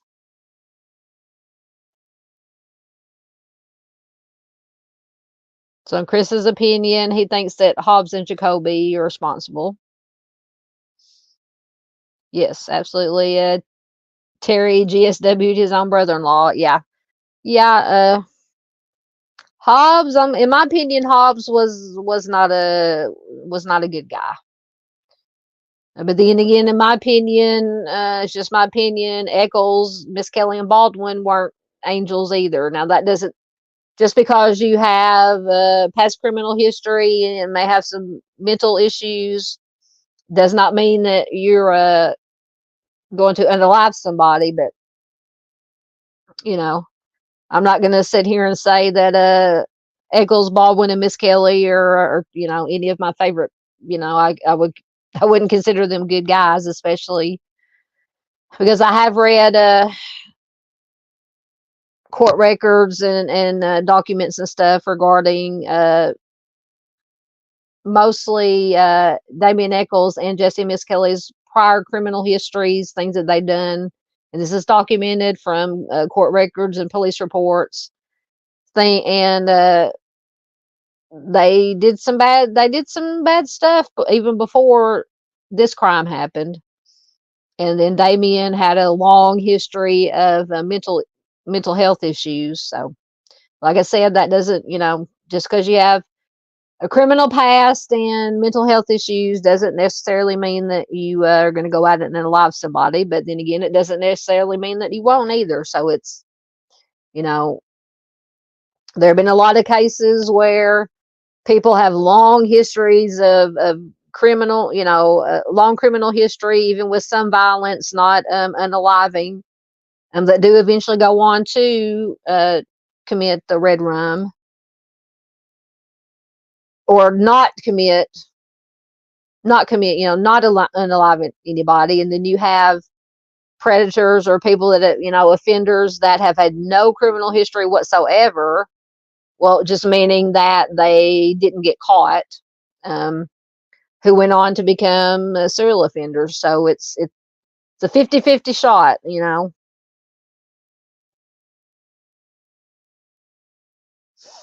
Yes. Bling says a violent history doesn't often change going forward. That is also true. Absolutely. Like I said, when you're predisposed to violent tendencies, you would think that it would carry, like you said, it's not going to change. Like I said, you may not necessarily go so far as to unalive somebody, but you're definitely going to it's going to stay with you. Yes. Bling says, I don't think they are guilty. They were profiled. Yeah, that's what I was talking about in the first. I think they, and if I remember correctly, the Steve Jones, who actually found the first piece of the board, they found the first shoe that eventually led them to other clothing and eventually to the boys' bodies. I believe Steve Jones was the juvenile parole officer. He knew Damien very well, and supposedly, now, I don't think it's documented in any official records, but I've read in lots of places that the first thing that the Steve Jones said, when they found the shoe and found the boys' bodies, he said something to the effect of, well, it looks like Damien has gone and killed somebody. So to me, that was set them on the track of looking at Damien, and then by association, Jesse and Jason. And then when they latched onto this satanic ritual angle, they were just looking for anything that Miss Kelly, Eccles, and Baldwin to make them fit, you know, instead of making the facts fit the suspects, they were trying to make the suspects fit the facts of the case, if that makes any sense.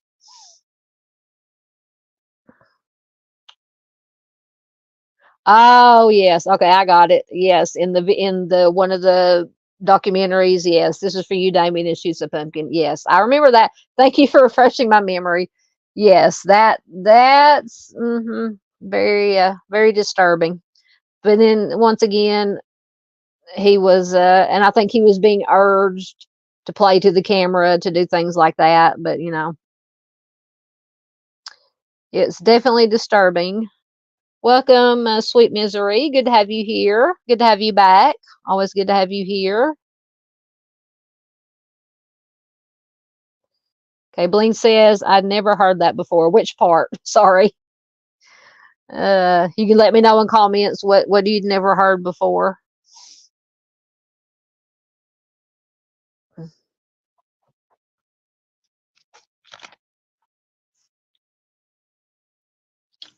Sorry.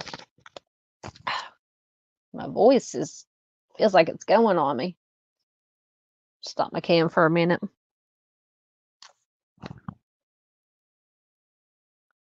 Okay, Paula says, I was hoping you would say that. What were you hoping I would say?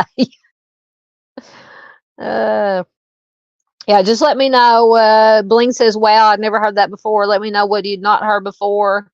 And Paula said, you let me know what you were hoping. I said something that you were hoping that I would say. So just let me know what those two things were, and I can elaborate if there's anything else to elaborate on.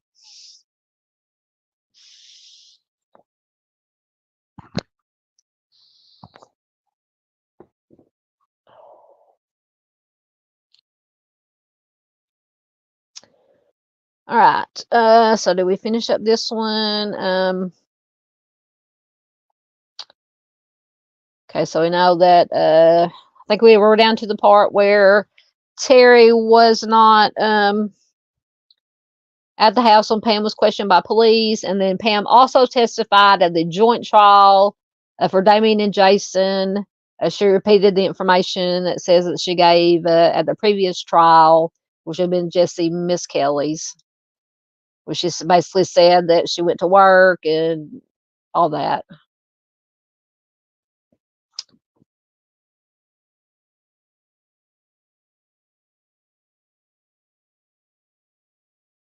Thank you, Dave. Davis says he's still here and he's driving. You're awesome, Dave.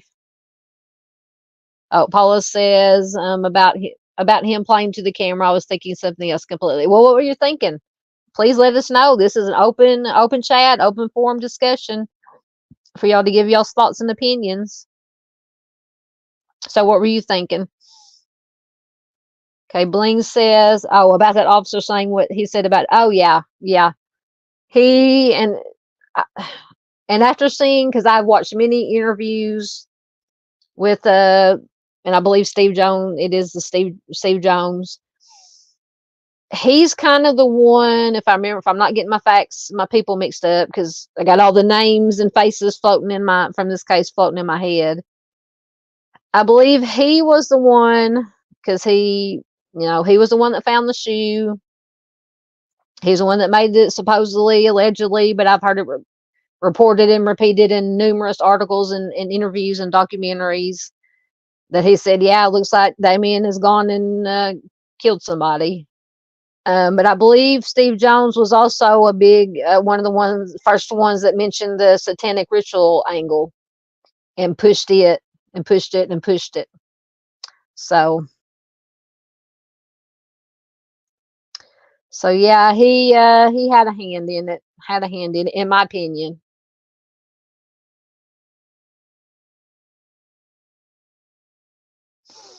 All right. Okay, so we finished up that one. So fast forward to 2009.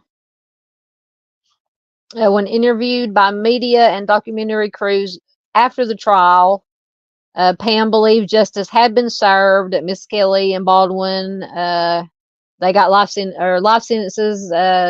Damien got the DP. But in 2009, she said, but recent developments, including when these new eyewitness statements and this new DNA evidence came out from the defense, have uprooted her faith in those prosecutions.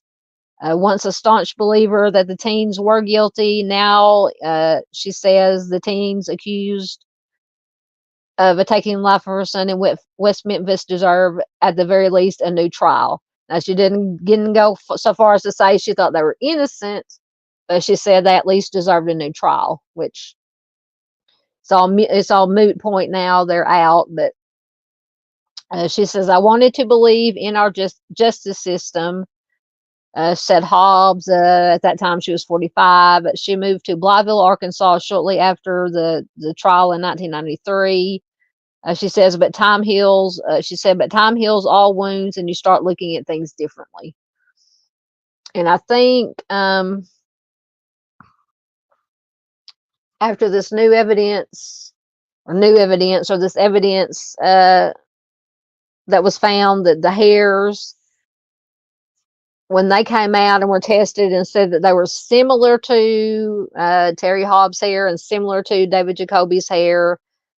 And I believe she also found, apparently Stevie always carried like a little pocket knife with him in his pocket. She said I believe his grandfather gave it to him. He always carried it with him. He was never without it. And she assumed that he had it on him the day that they disappeared, and and when their bodies were found, the knife, the pocket knife, was not found. She just assumed that it maybe had got lost in the water. Now she claims, and I can't remember exactly how many years back or after this was, that she came across, and once again, I have no reason to doubt what she says. She said that she came across a lockbox that belonged to Terry somewhere hidden. I don't know if it's hidden somewhere or just put up in the attic somewhere. She opened it, and she said that the little pocket knife that Stevie always carried with him was in that lockbox, along with other things. I don't know if it's other knives or just other personal items, but she claims that little pocket knife that Stevie always carried with him was in that lockbox that belonged to Terry Hobbs. And this was after the crimes, after the boys' bodies were found. So I think between that and this DNA, supposedly with the hair, supposedly, similar to Terry's hair and Jacoby's hair, might have started swaying her opinion maybe a little, and making her, if not swaying her opinion, at least making her think maybe, just put thoughts in her head, And I think, and in my opinion, because a lot of the family members, years after and before they passed away, John Mark Byers said that, he no longer believed that the West Memphis Three were guilty. I don't know about Melissa, his wife. We have Pam now that had started having her doubts. I think Michael Moore's parents, Dana and I can't. His dad's name just flew out of my mind. Michael, not Michael. I have an article I'm gonna read about him. I think they're about the only one, and even Pam's family members, like her father, I believed, and maybe father, grandfather, members of her family. I think I have his in one of the articles that I was going to read. Did believe that Terry could have had something to do with it, and I think one or more of them claimed, and I'll take it with a grain of salt, claimed that they either Terry had confessed to them or they had overheard Terry talking, saying that he was the one that did it. Like I said, take that with a grain of salt because I've never read it in any official documents or news stories, but it makes you wonder. So let me get back to your comments for a minute.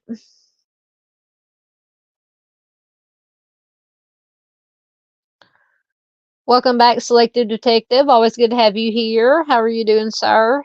Hope you're doing well tonight.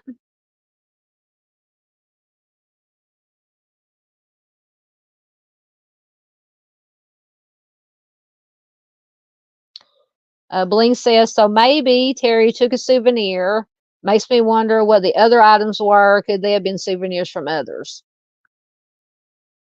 Possible. Like I said, I can't remember. I know I've read somewhere what was in the lockbox, but I know for sure the one thing because that was the big thing, that Pam said was that, according to her, and once again, we don't have any, reason to doubt. She found the little pocket knife that Stevie always carried in that lockbox that belonged to Terry. And it could, and I don't know if he gave any explanation or tried to explain it away, and could have been that day for some reason. That day he just, Stevie just didn't, forgot it, didn't put it in his pocket. Although, according to Pam, he never went anywhere without it. And maybe after the crimes, maybe it was innocent. Maybe Terry was, going through the room, picked it up, put it in there for safekeeping, or, it could be he had it. If,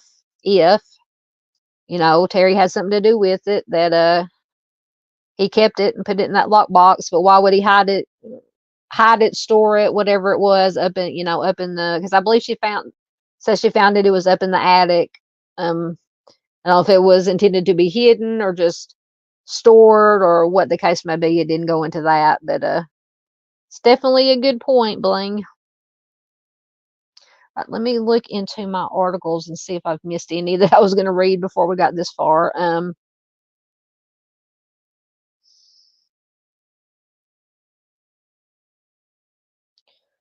Okay, so since we're talking about Pam Hobbs, I do have, if it'll come up. This article is from January of 2012. Once again, I have linked all the articles and everything that I used in the description box, so feel free to go and read any of these articles or look at any of these things at your leisure. Once again, from January 2012, it says Pam Hobbs is looking for closure after 20 years. She still doesn't know who took the life of her 8-year-old son, Stevie Branch, and his friends Christopher Byers and Michael Moore. Early on, there were suspicions that her ex-husband, Terry Hobbs, may have been involved. Now newly released evidence implicating Terry Hobbs has Pam Hobbs raising her own doubts about the man she once trusted. And they did go on to get a divorce. I don't know how many years it was after the boys were killed. She says, "Yes, I do have my doubts. I have questions. I am scared and I am fearful."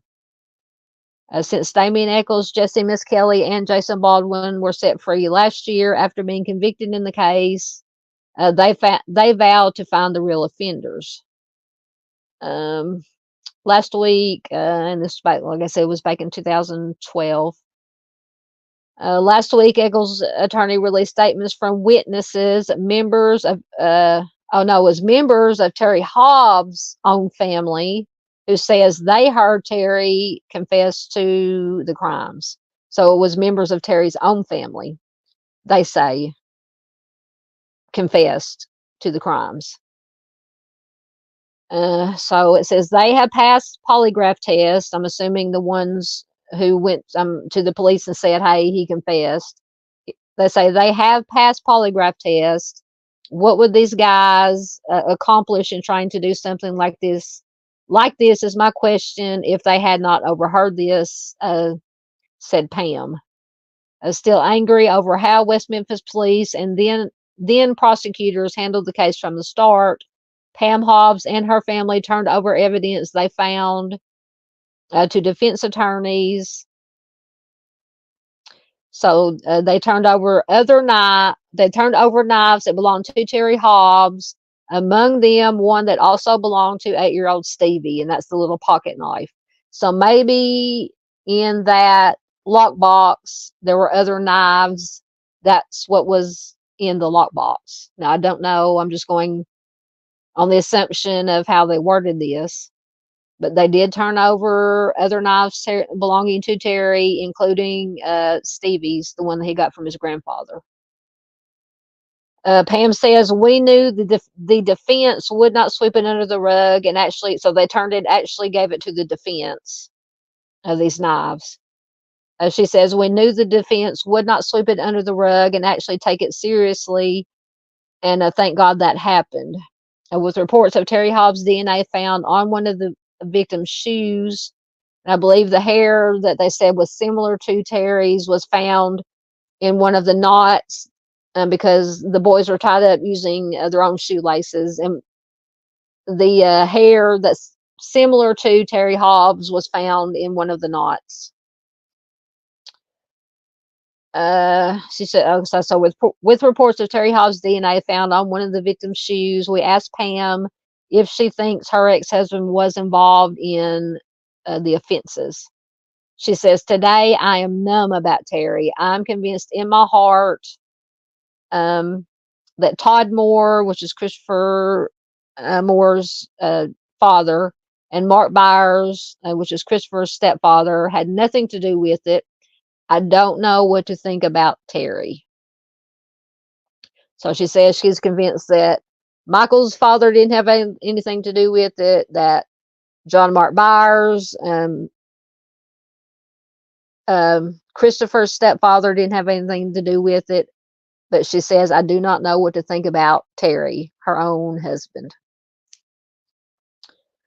She goes on to say, "This is evidence. I demand the state take this seriously. Justice has not prevailed for me," she said. Pam Hobbs says that she is convinced that Damien Echols, Jesse Miss Kelly, and Jason Baldwin are innocent. And it says, at the time that this article was written, we reached out to try and talk to Terry Hobbs after news about the new evidence came out last week, and he refused to comment. So that is what how Terry or Pam Hobbs's opinion has changed after this new evidence came out, and after they found the knives with Stevie's knife. I'm gonna try to delete these bookmarks as I go, so I won't see if there's any other articles.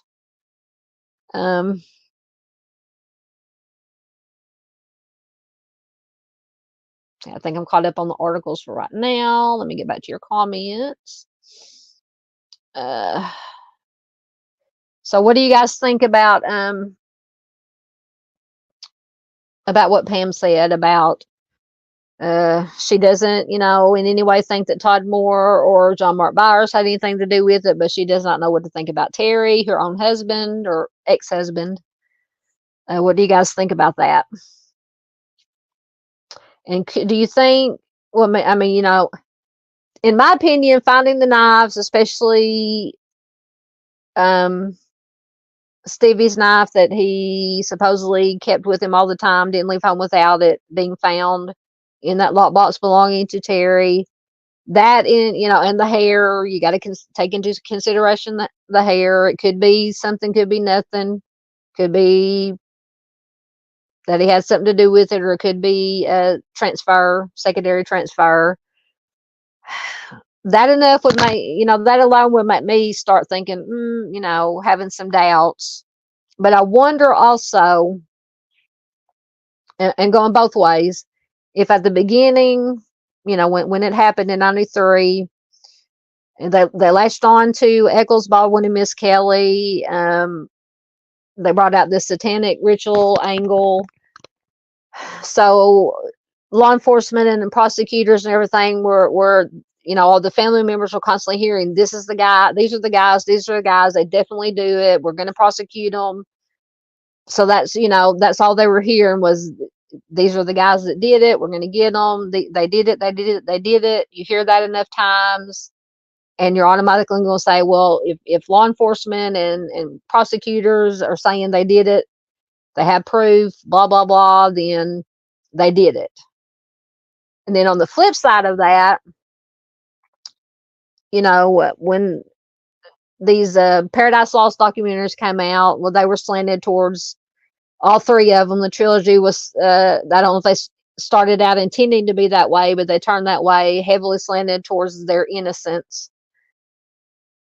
But then in the year, and with all that going on, and then all these big stars and big names coming in and saying, oh, they're innocent, they're wrongly convicted. You have everybody now in the parents' ears saying they're wrongfully convicted, it wasn't them, they should never be convicted, they didn't have evidence. And after you hear that so long in your head, maybe your thoughts go back to, okay, well, maybe they are innocent. I just something to think about. So I don't know how much of outside influence, to put it in a nutshell. I always have very long explanations for simple things, but in a nutshell, whether outside influences back when it happened, and then, saying they're guilty. Parents say, okay, they say they got the right ones, and then later on they're innocent. You got the wrong ones. And then they start thinking, okay, maybe it wasn't them. I wonder how much outside influence may have had something to do with changing their mind about them being guilty. But definitely let me know what you guys think in chat or in comments if you're watching replay. Get another drink right quick. And then we'll move on. Thank you guys for sticking. Oh, we're almost 2 hours in already. Guts to hurry. We don't have to hurry, actually. I don't have anything to do. Turn off my cam for a minute.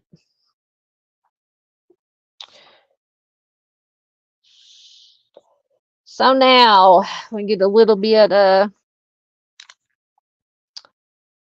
Bling says, I have never thought they were guilty, never. Like I said earlier, I'm not making light of it, and it's not that simple, but sometimes it's, depends on what side of the bed I wake up on in the mornings, if I think they're guilty or they're innocent. I mean, I've looked at every possible angle, upside down, sideways, regarding guilt, innocence, but if I had to say, I would lean more towards the three, West Memphis 3, being not guilty. But I'll qualify that by saying, even if they are guilty, in my opinion, because I've read over all the trial transcripts and the, evidence or lack of evidence, in my opinion, they had. Even if they are guilty, in my opinion, they should never have been convicted of what the prosecution, the state, presented at the trial.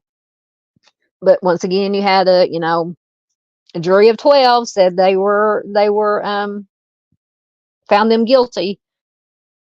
But at the end, I go to, also, like I said at the beginning, is the Bible Belt, and I can speak from experience because I've lived down here all my life. I think, I don't know how heavily, but in my opinion, the jury could have been heavily influenced by judging a book by its cover. The boys didn't have the best reputation, and they're known as troublemakers. They dressed in black. They listened to heavy metal music, blah, blah, blah. In my opinion only, maybe some of you guys' opinions too, I think that had a lot to do with them being found guilty. But yeah, those are my thoughts. All right, so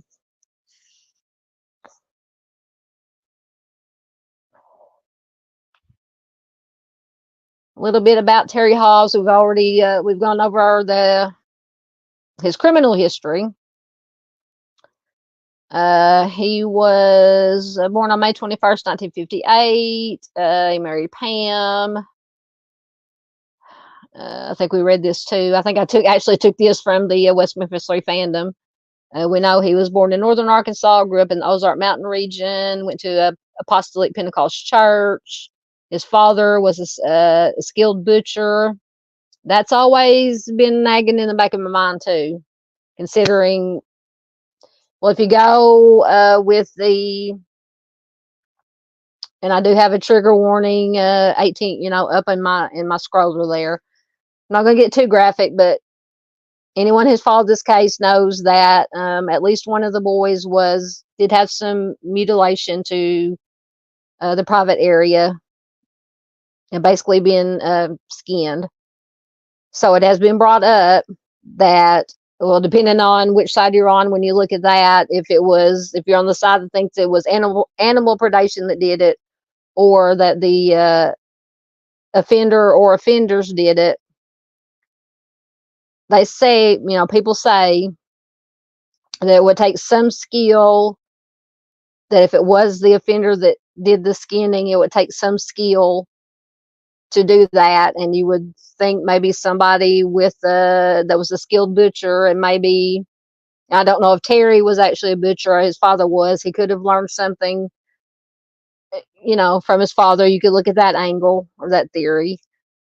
But then again, you can also look, if it was somebody, in the down here in the South, people do a lot of hunting, and it would, doing that kind of mutilation will be akin to skinning a catfish, skinning a squirrel, skinning any type of small animal that people hunt around here too. So sorry, I'm trying not to get too graphic, but just trying to, give some theories, some thoughts.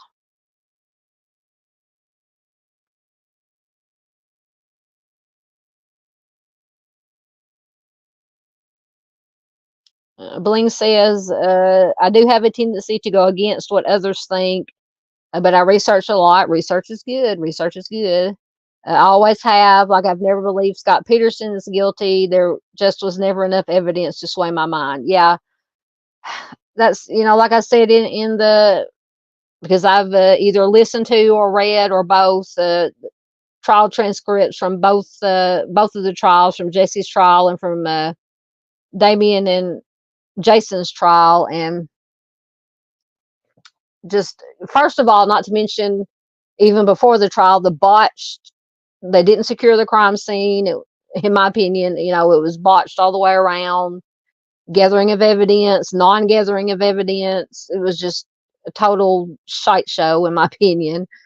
So you have that. So basically and the big evidence was, of course, Jesse's confession, which a lot say either was coerced or Jesse had a low IQ, didn't know what he was saying, doing. He just wanted to get out of there and go home. But in all transparency, on the flip side, he did confess, and I'm not saying guilty or not guilty, but he did confess more than once, aside from the one that they got on tape. He confessed multiple times after that. He also had made mention when he in his testimony or in his confession that and he tried to distance himself from. He said, I was there, but all I did basically was one of the boys, and I can't remember which one it was now, if it was Michael or one of them. One of the boys ran away, he said, and he claimed all he did was he caught him and brought him back and maybe beat him up, but he said that Damien and Jason were the ones that actually did the unalivings. So he kind of either is telling the truth or he was trying to distance himself from the crime. But one thing that bothers me too is during his confession, or one of his confessions, he told somebody, I can't remember who he told, that afterwards he claimed he left after he caught one of the boys and brought him back, beat him, incapacitated him. He said, I took off after that. He said, I had a bottle of some kind of liquor, Jack Daniels or whatever it was. He said, I went to this certain overpass or underpass. I was mad. I threw the bottle and broke it. He said, if you go to this certain place, and he might have either took somebody there, took an investigator there, or told him where the investigators were to go. He said, if you go there, you'll find that broken bottle. And lo and behold, investigators or somebody went there, and they did find broken glass from the same kind of whiskey bottle or whatever it was that he said that he was drinking from that night. Now, could be true. It could have been just, because it might have been a party place where kids hang out, and, there could have been other broken glass there. But that's another thing that's always, stuck in my head and bothered me a little bit after I read that.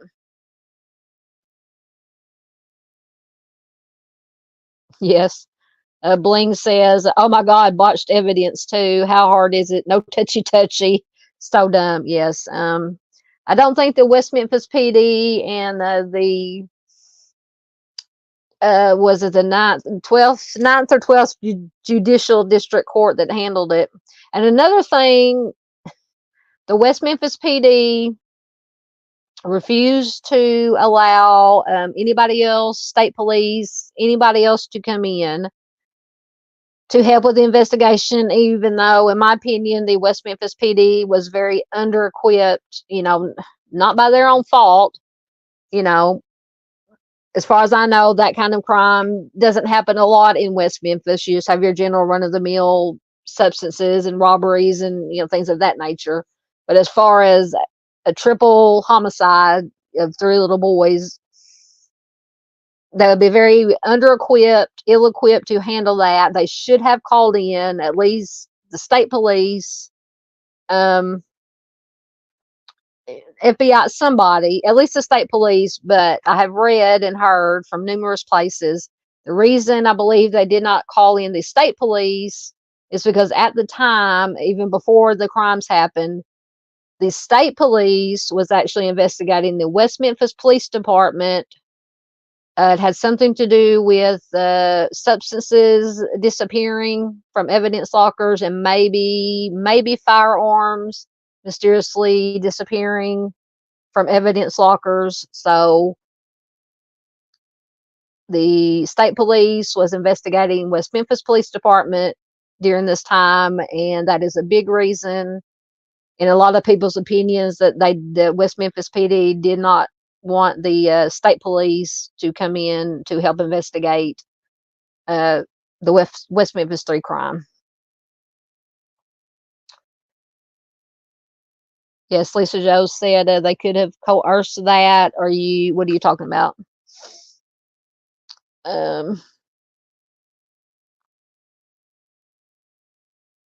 You talking about the confessions or the bottle, about the bottle? Lisa says, it's not uncommon, unfortunately. Bling says, will come up. Oh, wrong one. Bling says, oh my God, I can't throw my hands up with this one. I'm using all my sweary words. Yeah, if you're talking about at the time, even before the boys were killed, West Memphis PD was being investigated by, I believe it was state police, for missing substances and missing firearms from evidence. So that's why they were being investigated.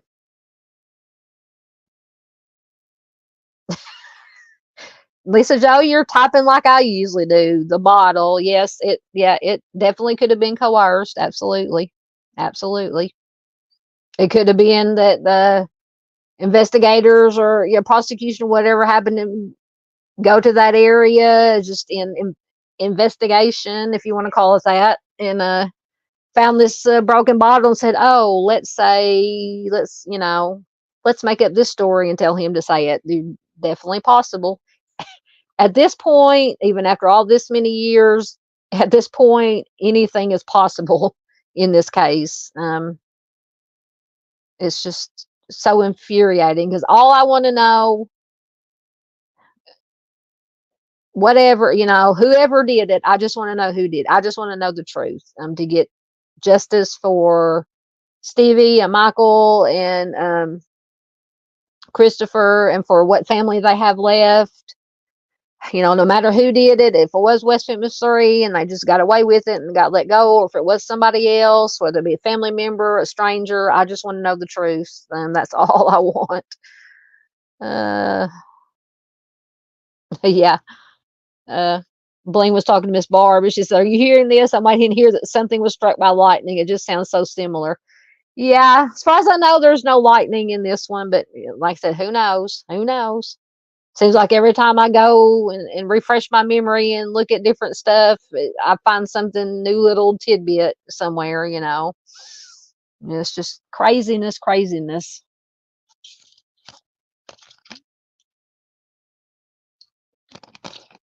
All right, so we went over Terry. I think we finished up with him. Yeah, because we went over that he he worked for the Memphis Ice Cream Company. That's who he worked for. It says he was home during the evenings when Pam worked at Catfish Island. Terry had returned home from his job and accompanied his wife to work. Upon arriving home with his younger daughter, he told police that he did not see Stevie. This is once again, a point of contention. He claims that he did not see Stevie. Neighbors said that he did see Stevie because he was out in the yard calling it, at least Stevie, yelling at him to basically get his butt back home, which Stevie did not do.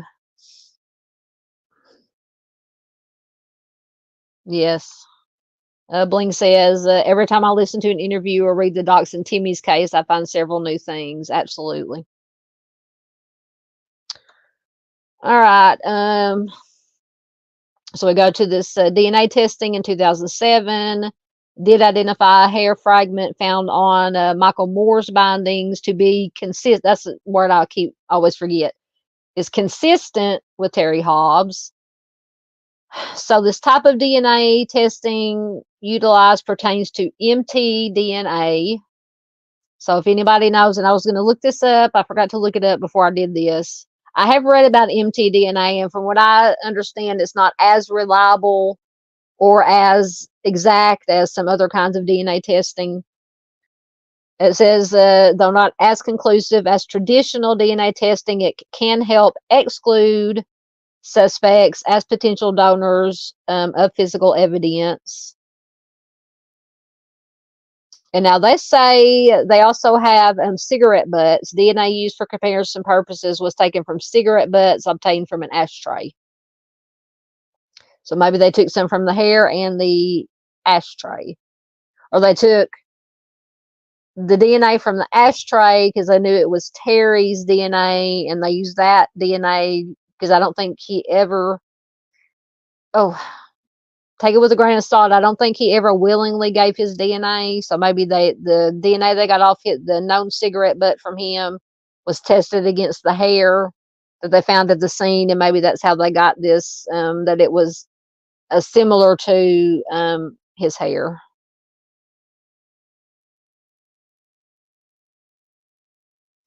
Oh, Monica, I've heard. Okay, so that's just an abbreviation.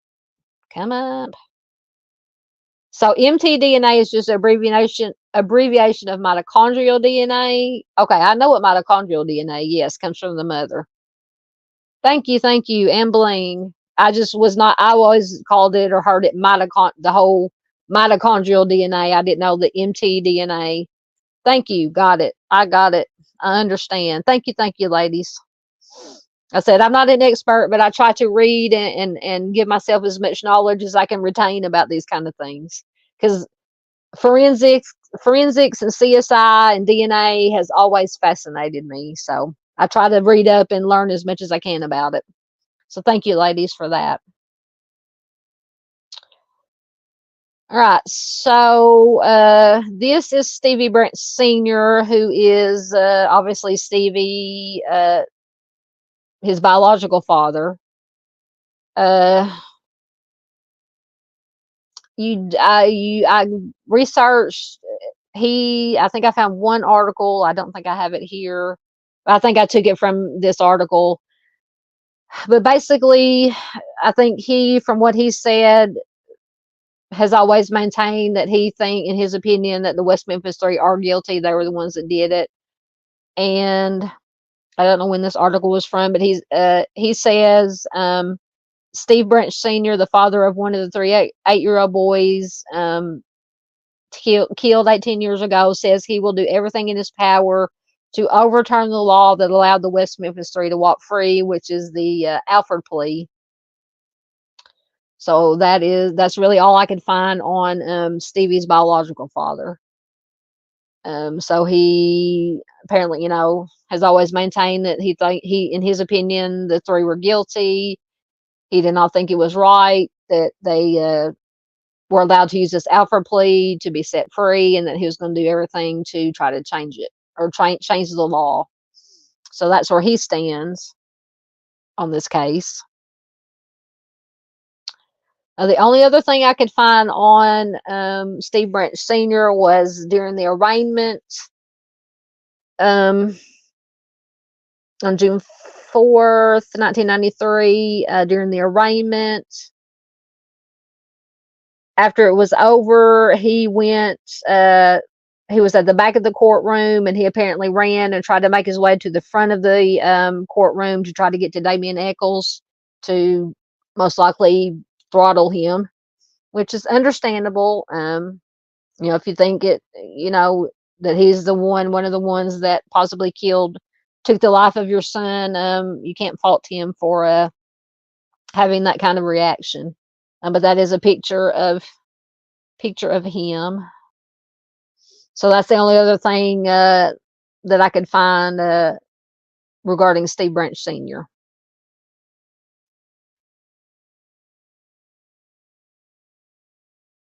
Yep. Bless his heart. Absolutely. Yep. I just feel so sorry or so bad for all the parents, parents, step parents, any family of the boys, any, friends. Yeah, what the parents went through is horrible, and still going through. Like I said, the ones who are still alive. Absolutely. All right, so now we have Christopher Byers. He was born to Melissa Defer and Ricky Murray. His parents, they divorced when he was 4, and shortly after, Melissa married John Mark Byers. John Mark adopted Christopher. He was 8 years old. Once again, 4 foot tall, 52 pounds. Such small little babies. He lived with Sharon and John Mark at the time, and he also His stepbrother, Sean Ryan Clark, who was 13 at the time, also lived with them. And according to Melissa, Christopher was a typical 8-year-old. It says he still believed in the Easter Bunny and Santa Claus. So he was just a, all around normal 8-year-old boy, as they all three were.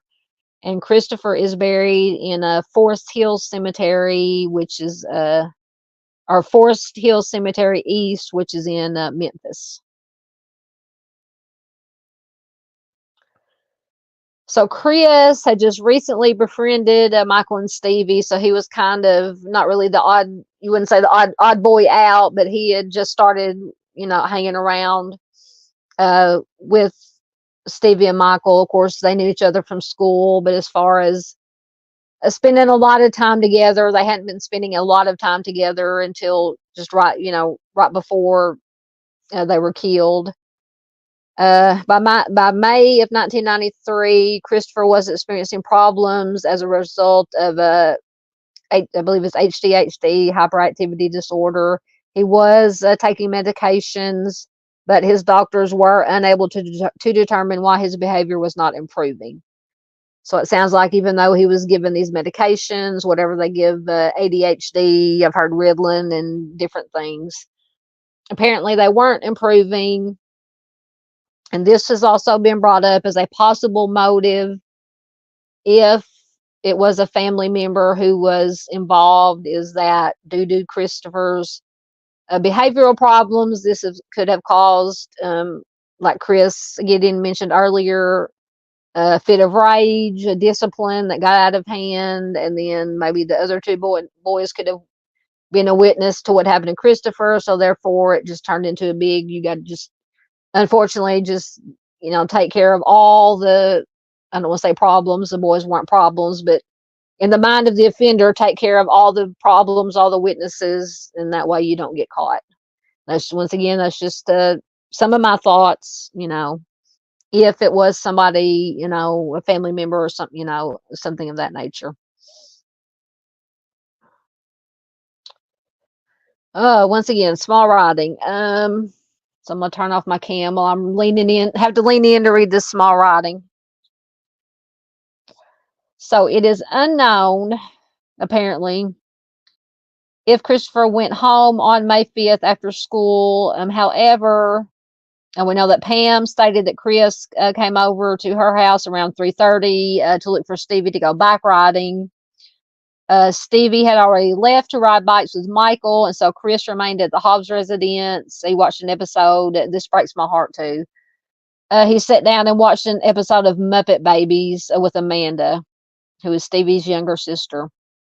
You got this innocent little baby just who wants to go hang out with his buds and ride bikes. They were already gone. He happens, and I read an article that Pam, or an interview with Pam, saying, yeah, he came in, he wanted to go, ride bikes. I told him that they had already left, and he happened to look over at the TV and saw that Muppet Babies was on. He asked her if he could, sit down and watch an episode of Muppet Babies, and she said sure. And just, just to remind you just how young and innocent these little babies were, want to sit down and watch Muppet Babies. And, but he did eventually find Stevie and Michael.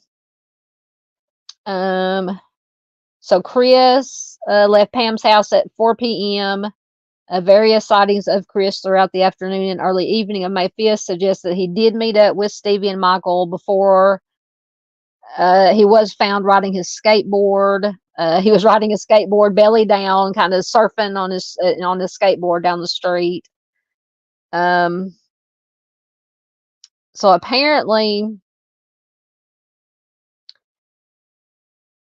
John Mark Byers, and I do remember reading this seeing it in a documentary, reading it in an article or interview. Apparently, John Mark Byers did see Stevie basically kind of surfing on his skateboard down the road. He got mad at him. He took him home. He spanked him. He gave him instructions to clean the family carport. John Mark Byers left Christopher at home with his mother when went to pick up his older son, Ryan, from court. Apparently, Ryan was testifying in a reckless driving case of some sort at the courthouse. Melissa states that the last time she saw Christopher was at around 5:45 p.m. He was outside cleaning up the carport. He had come in the house a couple of times. He left the home. He met up with Stevie and Michael, as indicated by a number of neighbors. Because as I said, I didn't play it in the beginning recap, but there were several sightings of one or more of the boys, and even up to 4 boys, sightings of them in the neighborhood. And they were all said that they were seen going towards the entrance to the Robin Hood Hills. He left home, met up with Stevie and Michael, as indicated by the last known, indicated by neighborhood sightings. The last known sighting of Chris occurred at 7 p.m., and this was reported by Chris Wall. This was the last reported sighting of him, and Chris Wall said that he knew it was 7 p.m. because he was taking night classes, and that he got out of class at 7 p.m. or shortly before, and it was around 7 p.m. So that's how he knew it was around 7 p.m. when he saw the boys. Let's see. Necessary Evil, hello. I don't know if I said hello to you already, but if not, hello and welcome. Good to have you here.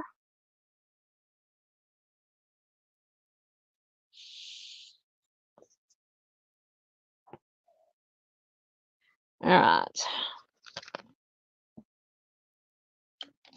So now we'll take a look at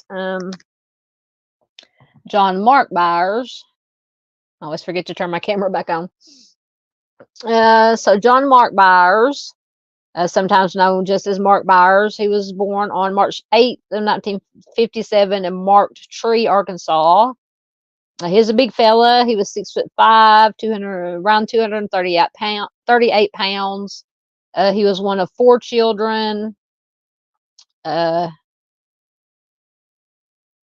He had 2 sisters, apparently Marilee and Beth, and a brother, George. His parents, George and Averne, I hope I'm not butchering her name, are both deceased. Mark's father was a 32nd degree Mason. He was a member of the Scottish Rite. I don't know what the Scottish Rite is. I did not look that up. So if anybody in chat or watching replay knows what the Scottish Rite is, I would love to know that. Mark was a master of ceremonies at the Masonic Lodge that he belonged to in 1991. Prior to marrying Melissa, Mark was married to Sandra Byers. He did have 2 biological children with Sandra, a boy and a girl. By 1989, Mark was married to Melissa. He had a number, and I'll have to find, I don't know if I remember to bookmark. Oh, I do have an article that lists some of his criminal history. He had a number of criminal charges against him relating to his treatment of his former wife and children. Sandra reported concerns that she felt that Mark was involved.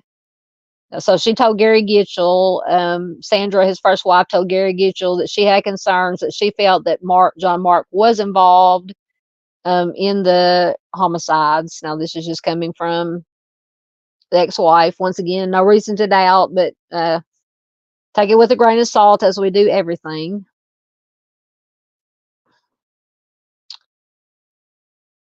So first, let me find that article. I gave a little bit, and I'm thinking that maybe Melissa did have a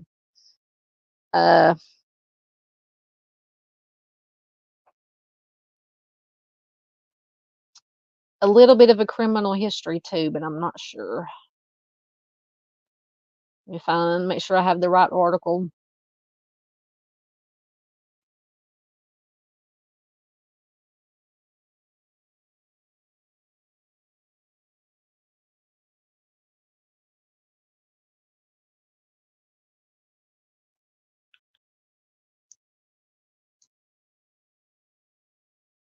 So actually, this part of his criminal history that's in this article, and I am probably either going to do, I don't know if I'll do live streams, but I'll do supplemental videos going over each of the parents, previous criminal histories if they have any, and just kind of a summary videos for each of the parents. I'll probably do videos for those. But after, says in April 1994, 11 months after the homicides, John and Melissa and and Ryan, their other son, moved to Cherokee Village. But from the start, their residence there was marked by turmoil, including several incidents verging on violence. It says in early 1994, shortly after their arrival, John and Melissa were jailed in Sharp County on charges of residential burglary and theft, after more than $20,000 in antiques were taken from a neighbor's home. In July, John was involved in an incident in which a group of teenagers fought, while Byers reportedly stood watch with a rifle to make sure the fight continued. Instead of trying to stop it, he was encouraging it. Or maybe saying with the firearm, keep fighting or else. One of the boys in the altercation carried a pocket knife that belonged to Byers.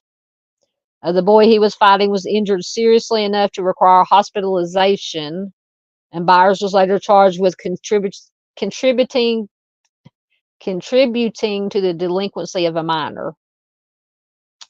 In September, Melissa was charged with disorderly conduct after a neighbor reported that Melissa had threatened to unalive her family. The neighbors quoted Melissa Byers as having screamed, "You can't watch your family 24 hours and you are going down." In October, Melissa was arrested again and charged with aggravated assault, this time for pointing a rifle at carpet layers who refused to work in her home until the floors were cleaned. By the time the Byerses had been in Cherokee Village 6 months, police had been summoned to their residence at least 3 times.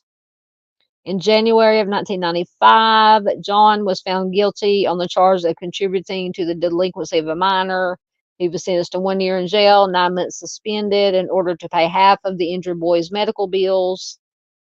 Other charges against Mark and Melissa include a residential burglary.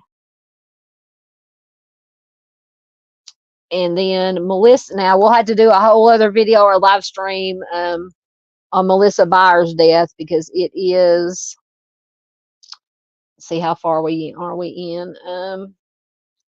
Almost 3 hours. Let me see how much we got left.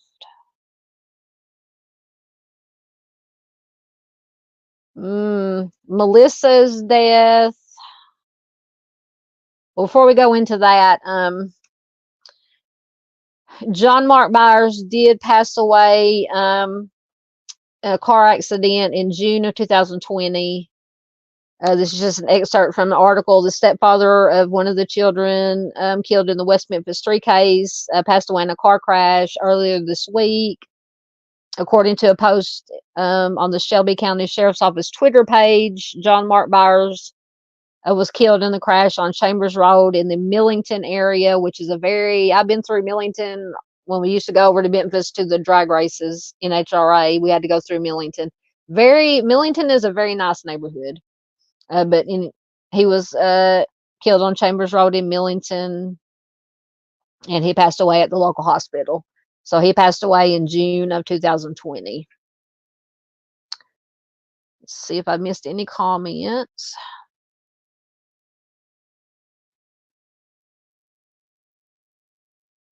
Yeah, you're talking about Melissa and John Mark. Miss Barr says, "Well, they're trying to be Bonnie and Clyde." Yeah, like I said, I know I found an article or somewhere. I'm gonna have to look it up about John Mark's criminal history before. Like I said, I'm gonna do, aside from doing these live stream case discussions, I'll be doing supplemental videos, like on each of the parents and different aspects of the case, just for like supplements, obviously, with just little tidbits of information that I find, and can try to put together in a cohesive manner in a video that makes sense. But yeah, they were yeah, Bling said, yeah, I knew the Masonic Lodge are Freemasons. They trace back to the BB. So that, let me go back to, so does this, what did I say it was?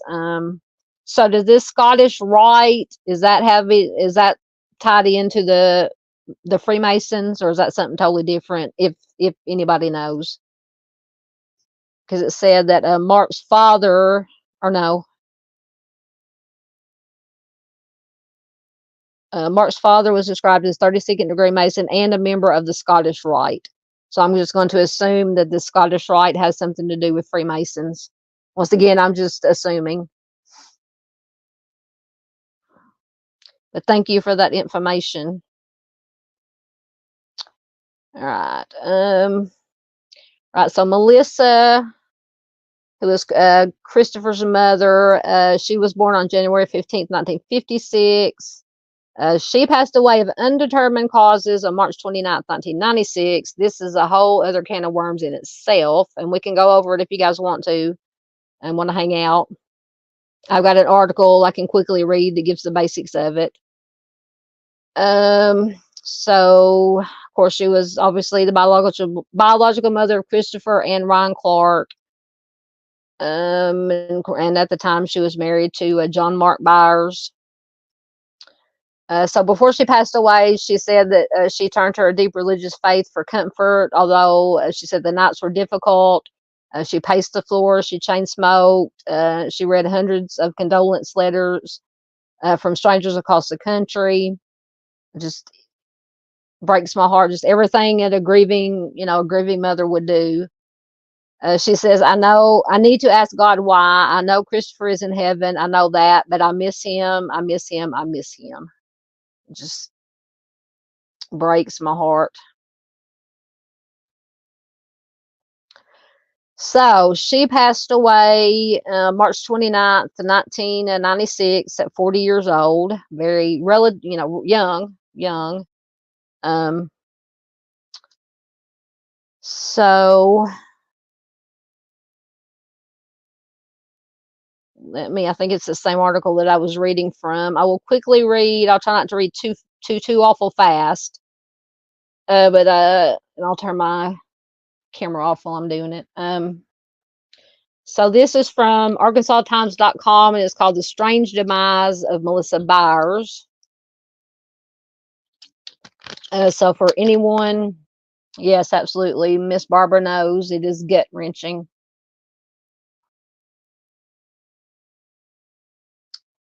Thoughts, prayers, and good vibes are with you always, Miss Barbara. You know that. Bling says Masonic lodges are Freemasons. They are supposed to be directly related to the original founders of the United States. Absolutely. That's another topic I'm gonna have to do a show on, or a discussion live stream. I've always been fascinated with the Freemasons, and then their connection maybe to the oh God, and that just flew out of my head.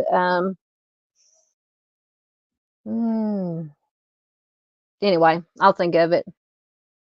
Thank you, Chris. Chris says he'll finish this later. If you got to go, that's fine, sir. Absolutely. Thank you for being here.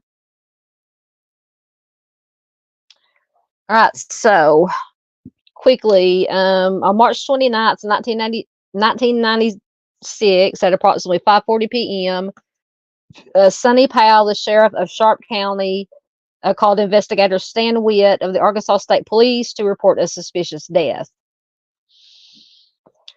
Powell told Witt that a woman named Melissa Byers had been taken by ambulance from her residence in Cherokee Village to Eastern Ozarks Regional Hospital. She was pronounced deceased after efforts to revive her failed.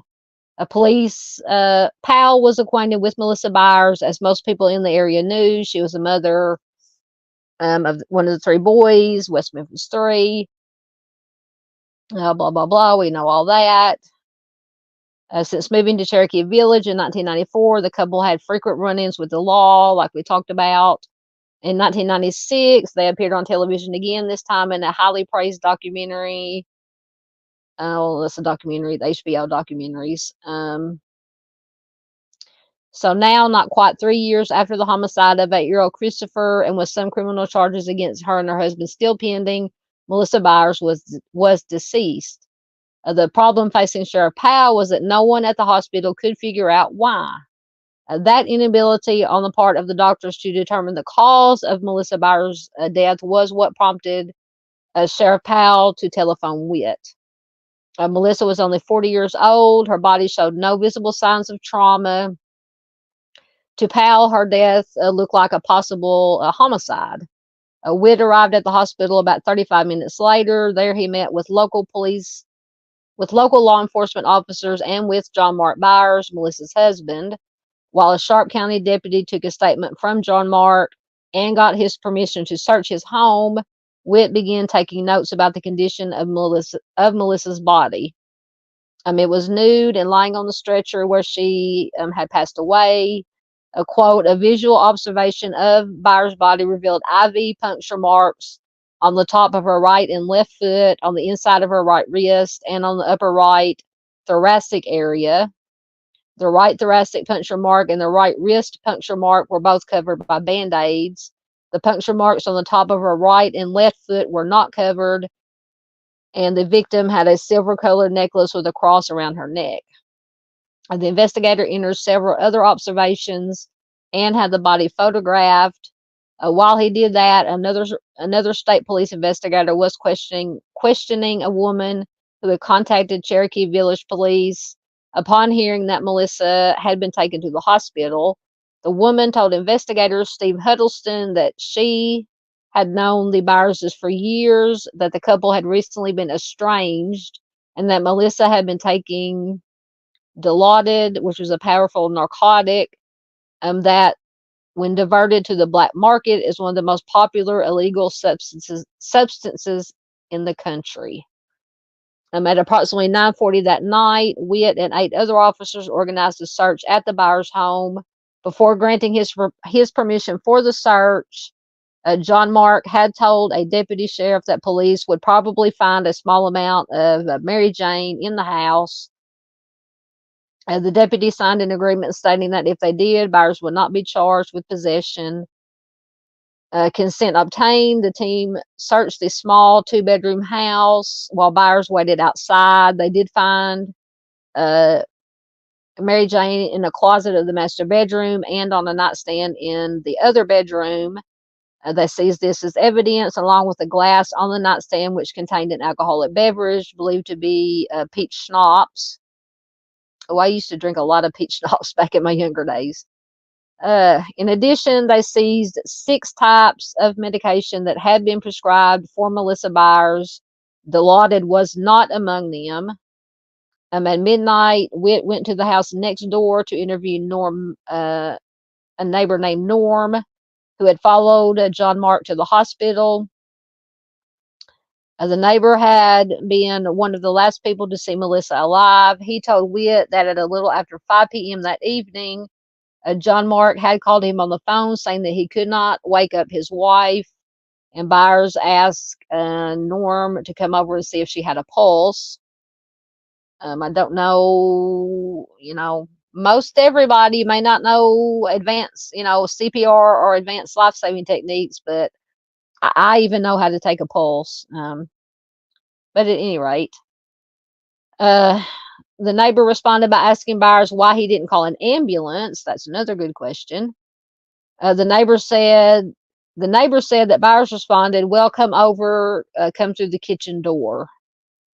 As Witt later recorded, the neighbor advised that he went to the Byers residence and went inside through the door leading from the carport and saw the Byers' son, Ryan Clark, and his girlfriend that were apparently nude on the couch.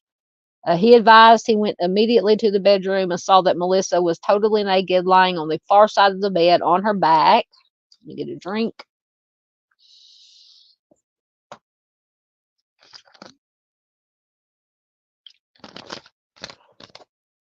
And so he advised that her mouth was wide open, her eyes were closed, she was totally limp, and her arms were down by her side. The neighbor advised he checked for a pulse, lifted her eyelids, and looked at her eyes, and he told Mark that he was going to call EMS. So John Mark didn't call EMS, the neighbor did. And when the neighbor returned to the room, Witt wrote, quote, Ryan was trying to help John Mark put some pants on Melissa, and he asked John Mark if Melissa was deceased. He advised that John Mark advised no, and Ryan had a funny, eerie look on his face. He advised that when the EMTs got to the residence, Mark kept telling them, quote, they've got to bring her back. The neighbor advised that Ryan kept mumbling something and he did not seem coherent. He advised that when Ryan left, he almost flipped the car over because he left so fast, spinning gravel. According to Witt's notes, when Metz later joined Mark Byers at the hospital, quote, Mark told him he was afraid Melissa had OD'd on a substance that is in the streets of Memphis. The neighbor advised that Byers told him it could be bought for $50 on the street. He told him the name of the substance. Metz could not remember, the neighbor Metz could not remember it, but thought it started with the letter D, which it could be the Dilaudid. The neighbor advised that John Mark Byers also told him he thought her death was an OD, and that they were going to accuse him of smothering her. So why? That's always something that struck me odd, is why would John Mark Byers think, even, he thought it was an overdose, but then he thought that the law enforcement would accuse him of smothering her. Now, I'm just saying that would just be, to me, that's just an odd question or an odd thought for him to have, is that he was afraid he was going to be accused of smothering her, even though he thought that it was an OD. He advised, the neighbor advised that Byers did not clarify who they were. So I think that is. So then it goes into the trials, and then what we went over about their criminal history after. Okay, so Melissa's body was sent for autopsy to the Office of the Medical Examiner of the Arkansas Crime Lab in Little Rock. Witt stymied until he knew the cause. The COD waited and waited. By the end of August, 5 months after the death, he still had received no word from the crime lab concerning the autopsy report.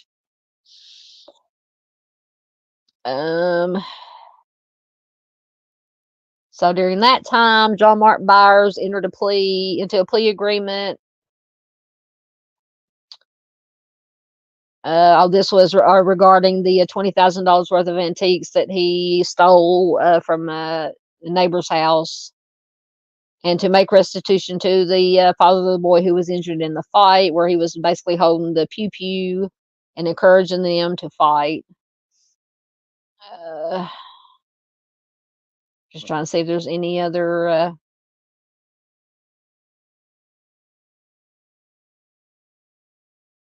Okay, so at the end of September 1996, a month after John Mark appeared in court, investigator Witt received the medical examiner's report on Melissa. Noted her height, weight. Both wrists bore multiple well-healed linear scars, a tattoo of a heart, just giving her tattoos. It says no distinct scarred needle tracks were present.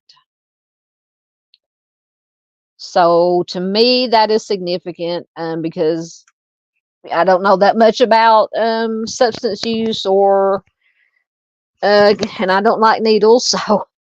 But it says no distinct scarred needle tracks were present. So that would lead me to think that if she were a habitual habitual substance user with a needle, that there would be scars or markings of some kind.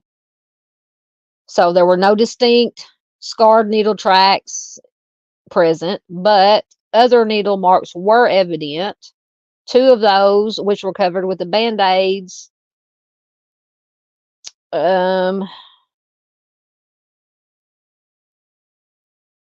So this doesn't make sense. It says, however, other needle marks were evident. Two of those, which were covered with bandages, were clearly the result of unsuccessful medical attempts at cardiopulmonary CPR. I don't know what CPR has to do with needle marks. But at any rate, she had fractured ribs, due probably to the CPR. The origin of the other needle puncture wounds in the groin, arms, and feet were undetermined. There were a few small bruises on the body, some of which could have occurred on the way to and at the hospital. There were some signs of deteriorating health, such as obesity, narrowing of the arteries, and gallstones. But none of the conditions the pathologist observed would normally prove fatal, either alone or in combination. Under the circumstances, they were particularly interested in what toxicology tests would reveal, but those findings did not solve the riddle of her death either.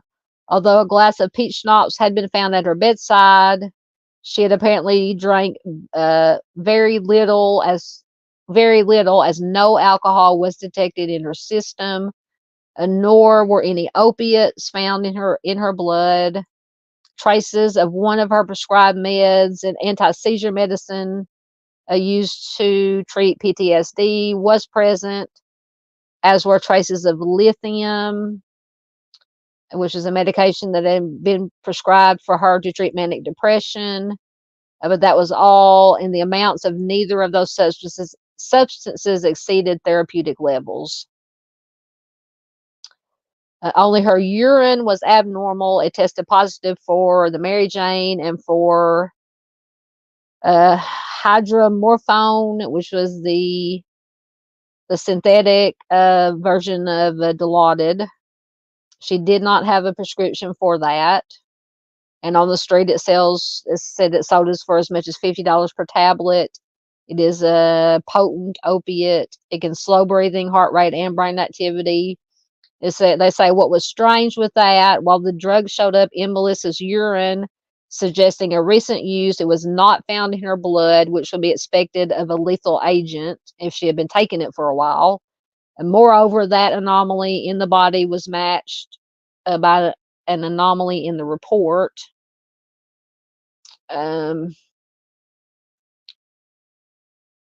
Through what Jim Clark, the director of the crime lab, recently described as a typographical error, no mention of the finding of Dilaudid appeared in the autopsy report's conclusion. Instead, on the report's final page, the word hydromorphone or Dilaudid appeared as hydrocodone, which is another drug entirely. I think I've taken hydrocodone maybe twice, prescribed for it when I had teeth pulled. But I can't take anything like that. It makes me sick to my stomach. But anyway, nor was the Dilaudid mentioned on the page listing the medical examiner's findings. Asked if the discovery of an illegal drug in the body of a possible homicide victim was not a finding worth listing, Clark affirmed that, quote, there may be room for some further investigation as to how she obtained the substance. As for the needle marks in the body's arms, feet, and groin, Clark said, in the pathologist's opinion, all those wounds were probably done at the hospital. And when Witt received the report, it offered no indication that Byers' death might be connected to illegal substance activity. Instead, he had the crime lab's vague conclusion that, quote, because of the lack of definitive anatomic or toxicological findings, the cause and manner of death are left undetermined.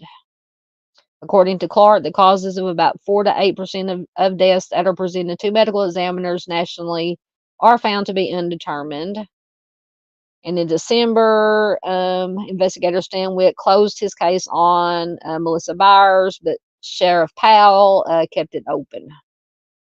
So that is the strange, in my opinion, suspicious.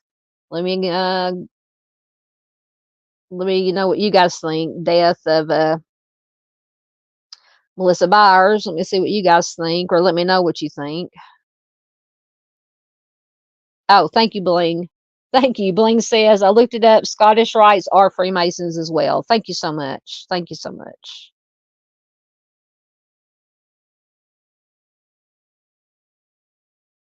Miss Barbara says, I don't know if you mean dilaudid is H. Okay. I've heard of dilaudid, but I didn't know what kind of substance it was. Bling said he really was a special one. Are you talking about John Mark? Yeah, he's a little strange egg. Yes, Miss Barbara says it's crazy and very interesting. Yes, lots of red flags. Yep. Yeah, Bling says he's paranoid. You going back to the comment about even though he thought it was an OD, that he was afraid he was going to be accused of smothering her. And I wonder, because in the autopsy report, or just what was listed in this article, it did not mention any, because you can usually tell, what is it, petechia, or is that strangulation? I know there's blood vessels that burst in the eyes, but I think that's when you're strangled. I know there's something they can usually look for to see if somebody had been suffocated, maybe some material in the throat from whatever they were suffocated with. I don't know if the petechial hemorrhaging, it might, I don't know if it is present if you're suffocated. So I can let me know if you know, if you know. Yes, that's what I was thinking. Bling says intravenous users would have track marks. Yes, that's what another thing that stuck out to me is that there was no signs of older marks, what they call track marks, needle marks, that you see on habitual users.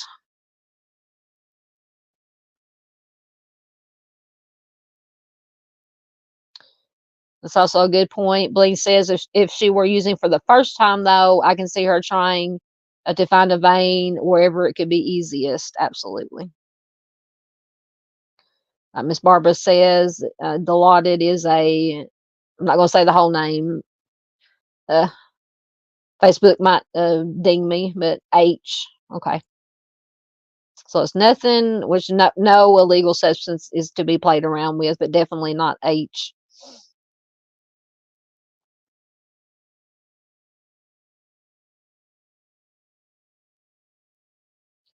Thank you, Miss Miranda, for the green hearts for Timmy. All right, let's get finished up here. Okay, so this is Ricky Lee Murray. He is the biological father of Christopher Byers. He has passed away, and this was in, trying to remind, I think it was in 06, maybe October of no, hold on.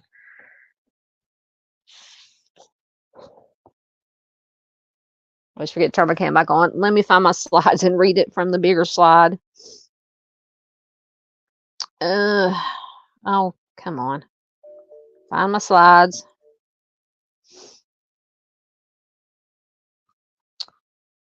Of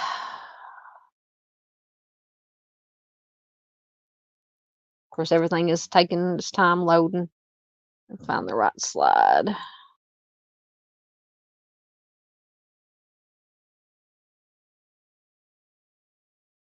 I'm looking for it.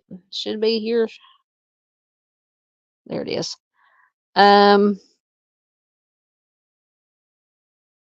October of 2013. Ricky Lee Murray has passed away. He is the biological father of Christopher Byers, and he was the first parent of one of the victims who believed. So he was another one. He was the first parent of one of the victims who believed that Damien, Jason, and Jesse were innocent. So he did. Christopher's biological father did think that they were innocent. And part of a statement he made says, "My name is Ricky Murray, and I'm the biological father of Christopher, one of the three boys who was unalived in West Memphis, Arkansas in 1993. I'm making this statement to say that I'm not satisfied with the investigation of my son's homicide. I'm not satisfied with the verdict of the trials, and I want everyone to know that I believe the wrong people are in prison for this crime." So he was, so basically, all of the parents and step parents, except for Todd and Dana Moore, and Stevie Branch's biological father think, or they did when they were still alive, the ones who had passed away, all except two of the biological fathers, came around to the decision or their opinion that the West Memphis Three was innocent. So it is very interesting. Thank you once again, Bling, for all the. I'm glad I have all you smart people in here. Bling says yes, petechial hemorrhage can be present in any life-ending measure that will be caused by not being able to breathe. Thank you very much. So I mentioned that to see, because it didn't make any, and this might not have been the full autopsy report in the article, but it would be interesting to know if there was any petechial hemorrhaging in her eyes. Since he brought up, I'm afraid they're going to say that I smothered her. Why would he say that? That just seems a very odd, off, yes. Yeah, I thought the same thing, Miss Barbara. When I first saw his picture, Miss Barbara says that Ricky Lee Murray looks like Andy Gibb. I'm glad I'm not the only one that thought that. But yes, he does look like Andy Gibb. Yes, he does. All right, so we get to Michael. We got to hurry. We don't have to hurry. As long as y'all are good with hanging out, we'll get through this. So Michael Moore was the son of Todd and Dana Moore. He was also 8 years old, 4 foot tall, 55 pounds. In this picture, because I have seen, like I said, if you go to that Mike Callahan site, they don't have pictures of the boys. Thank goodness. They do have pictures of the clothing recovered, and Michael's the shirt that he was wearing, the Boy Scout Cub Scout shirt, and the Cub Scout hat he was wearing was recovered, and they do have pictures of it. So whenever I see this picture of him, that is the most popular picture that comes up when it shows pictures of him, just breaks my heart. Oh, hold on. 1 minute.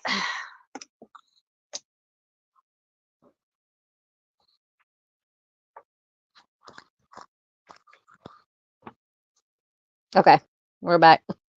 I forgot to plug in my laptop, and my battery was fixing to die. So he was last seen wearing his blue pants, his Boy Scout shirt, and the orange and blue Boy Scout cap, Cub Scout cap. It says he enjoyed wearing his Scout uniform, even when. Sorry, stuff is popping up now. He enjoyed wearing his Scout uniform even when he was not at meetings, and he was considered the leader of the three. He lived with his parents and his 9-year-old sister Dawn, and he is buried in Crittenden Memorial Park Cemetery in Marion, Arkansas.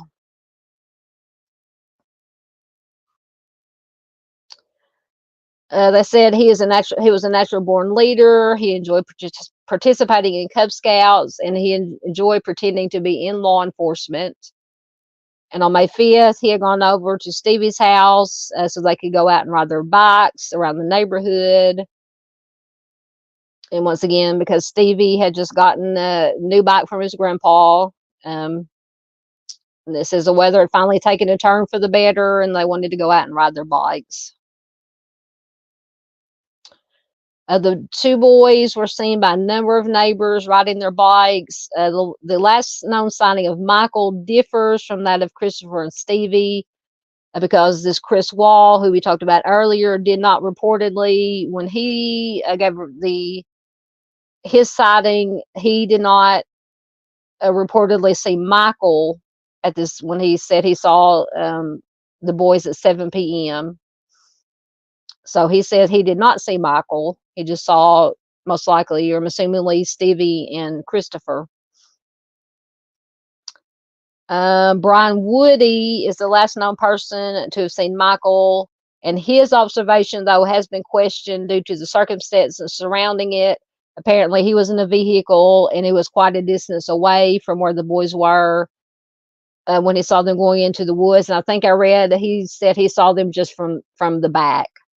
So they don't lend a whole lot of credence to that sighting. So Todd and it says Diana. Her name is Dana, not Diana. They, in their opinion, they say the West Memphis Three are guilty. They are divorced now. Todd Moore says that he can't believe he doesn't believe the eyewitness affidavits because they are based on memories from 16 years ago. I'm assuming he's talking about the statements made in later years, maybe when the DNA evidence came up. Dana has declined to comment, and Todd Moore said, quote, the witnesses, may have seen something, but May 5th, 1993 was not the day. And he apparently, I don't know if he still lives there now, but apparently afterwards he moved to Marion. So there's not a whole lot on Michael's parents. They always, even from the beginning, kept a low profile, did not talk to the media a lot, understandably. So there's not a whole lot besides just these few little short articles that I found here and there. And, of course, them saying, now they did, of course, they say that they're guilty, and they did win one. I can't remember if it was the first one, because the HBO documentaries, the Paradise Lost documentaries, I don't know if it was the first one, second one, third one. One of them was nominated for an Oscar or something, nominated for an award. They did write a letter to the Academy, and I tend to agree with them, because they were led to believe that these documentaries, according to them, were going to be something different other than what they turned out to be. But they did write a letter to the Academy saying that they did not think it was right that the documentary was nominated for an award because it was taking advantage of and exploiting the death of their son and the other two boys, which I can understand. I can agree with that. Other than that, that's about the only things I could find on them as far as statements made to the public or to the press. Oh, so here is the parents of 2 of 3 Arkansas boys who were lives were brutally taken nearly 2 decades ago say they are disappointed. The Academy of Motion Pictures, Arts and Sciences has nominated a documentary about the crimes for an Oscar. Todd and Dana Moore had asked the Academy to exclude, so it's Paradise Lost 3, Purgatory, from consideration because they said it glorifies the 3 men known as the West Memphis Three who were convicted in the murders. So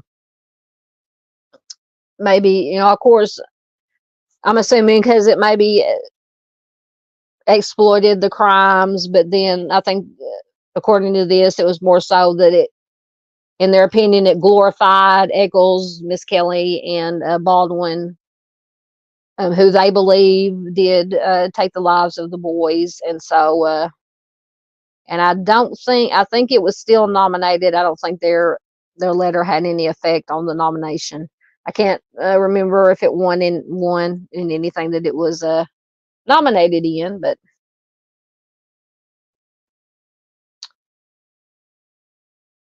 so a little bit more about from Todd Moore.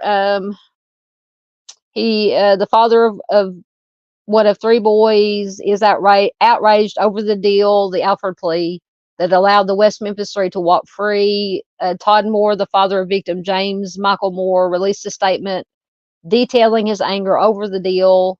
He says, quote, justice has not been served in this case, and while those men may be out of prison, they will in fact never truly be free.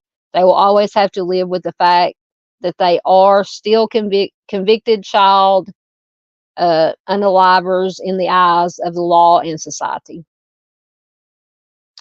So that is another statement from Todd Moore. And this is a close-up of the memorial at the Weaver Elementary School. It was erected in 1994 for the 3 boys. It's located in the playground of Weaver Elementary School in West Memphis.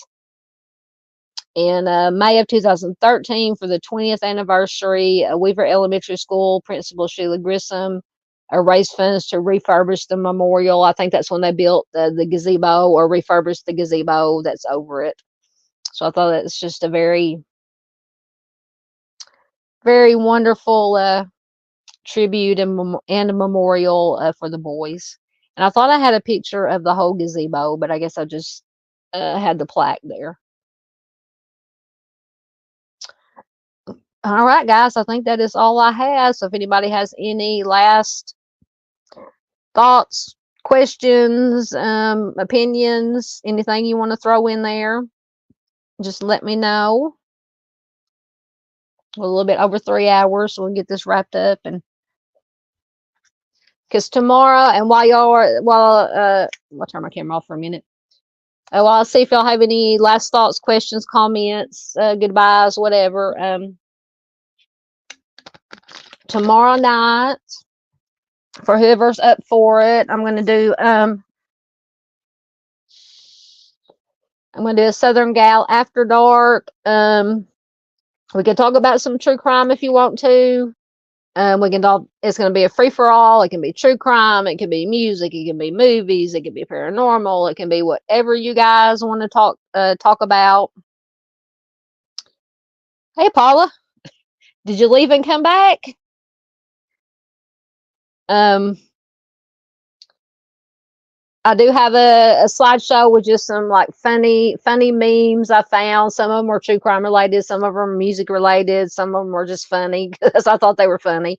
Came across them on Facebook and I stole them.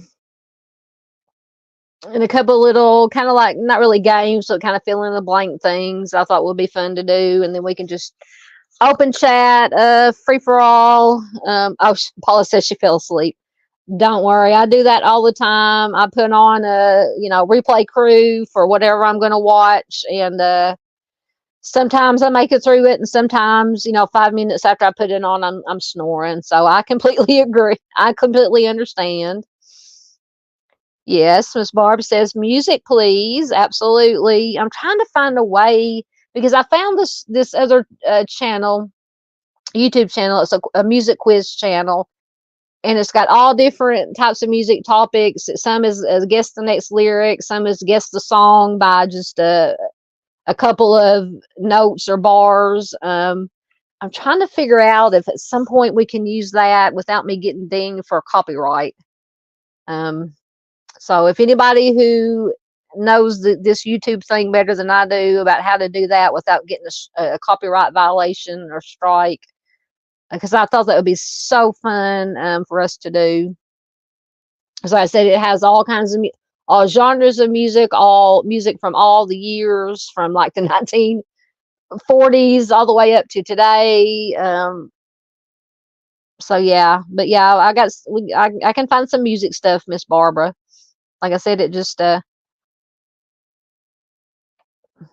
yeah, Miss Barbara says that sounds like fun. Yeah, like I said, I've just got to figure out how I can do it without getting a copyright strike for the music. But the the place I found it is the YouTube channel, and apparently they haven't got any copyright strikes because they've got I don't know how many quizzes, videos posted, hundreds. So apparently they're getting away with it somehow. So, and what I would do is just screen record it since my farm signal, doesn't have. I can't play the video just straight from the channel. I have to screen record, and then sometimes, depending on how my farm signal is, because I don't know how well that recap video played that I played at the beginning of the show. But yeah, we might try it. I may do one and just see if we can get by with it. Because if I get it, since it's a fun or a loose live stream fun, if it gets a copyright strike, it gets taken down. It really wouldn't be a big deal, other than the fact, we'd still have fun doing it while we had it. If they took it down later, that would be fine. But yeah, we'll figure out something. We'll figure out something.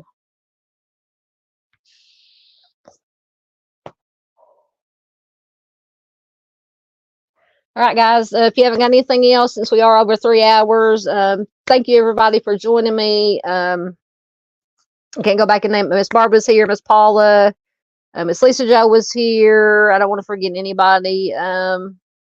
Bling, Miss Bling. Can't forget Miss Bling was here. Miranda. Dave popped in. I don't know if he's still listening, but if you are, we love you, Dave. Be careful out there driving. Just trying to go back through chat. Necessary Evil, thank you for being here. I know Selective Detective popped in. Miss Lisa Joe, I'm probably going to start repeating myself. I think I got... For lurkers out there, thank you for the lurkers that were lurking. I love my lurker. Oh, Chris Gideon, can't forget Chris. Thank you for Chris. Thank you, Chris. Very good, excellent supporter of the channel. Paula, finally we got it. We made it through, and I'll have to see what I have planned for the next the part 3 of the live discussion. I can't remember what I had next. I know I had it at one point all planned out. I'll have to see what's next. But thank you everybody that was here. Let me get back down to comments. Make sure I didn't miss anything. Thank you, Miss Barbara. Miss Barbara says it's been nice seeing you all. Sweet dreams, everyone. Stay safe out there. You too, Miss Barbara. We love you. Justice for Timmy. Absolutely. I think I went through my shameless plugging. You can find me on Facebook. Please, before you get out here, if you haven't already, give it a thumbs up. If you're watching on replay, leave a comment. You guys have been leaving wonderful comments, wonderful conversation. Thank you for all the conversation in chat. Please share it anywhere and everywhere you can. Any social media platforms you're on. To help get word out about this case. This is a case that is very close to my heart. Like I said, one way or another, I just want to know the truth. Get justice for these precious little boys that you see here on the screen. Christopher, Michael, and Stevie. They are the most important part of this case. As all cases, the victims are the most important things. Getting justice for them. So with that, I will say good night, and I will see you tomorrow night, probably around the same time, about 8 p.m. Central, Southern Gal After Dark. Anything goes. I'll get some stuff planned up, try to have some fun stuff to do and to look at. Have some laughs. Have some tears, whatever we want to have, or both. Do some, I forgot what I did with my stylus. There it is. I'm losing all my stuffs here. But thank you once again to everybody, and I love you all. Stay safe out there. Be careful. Take care of each other. That's the most important thing we can do, is take care of our fellow human beings. And I will see y'all tomorrow night. Thanks, guys.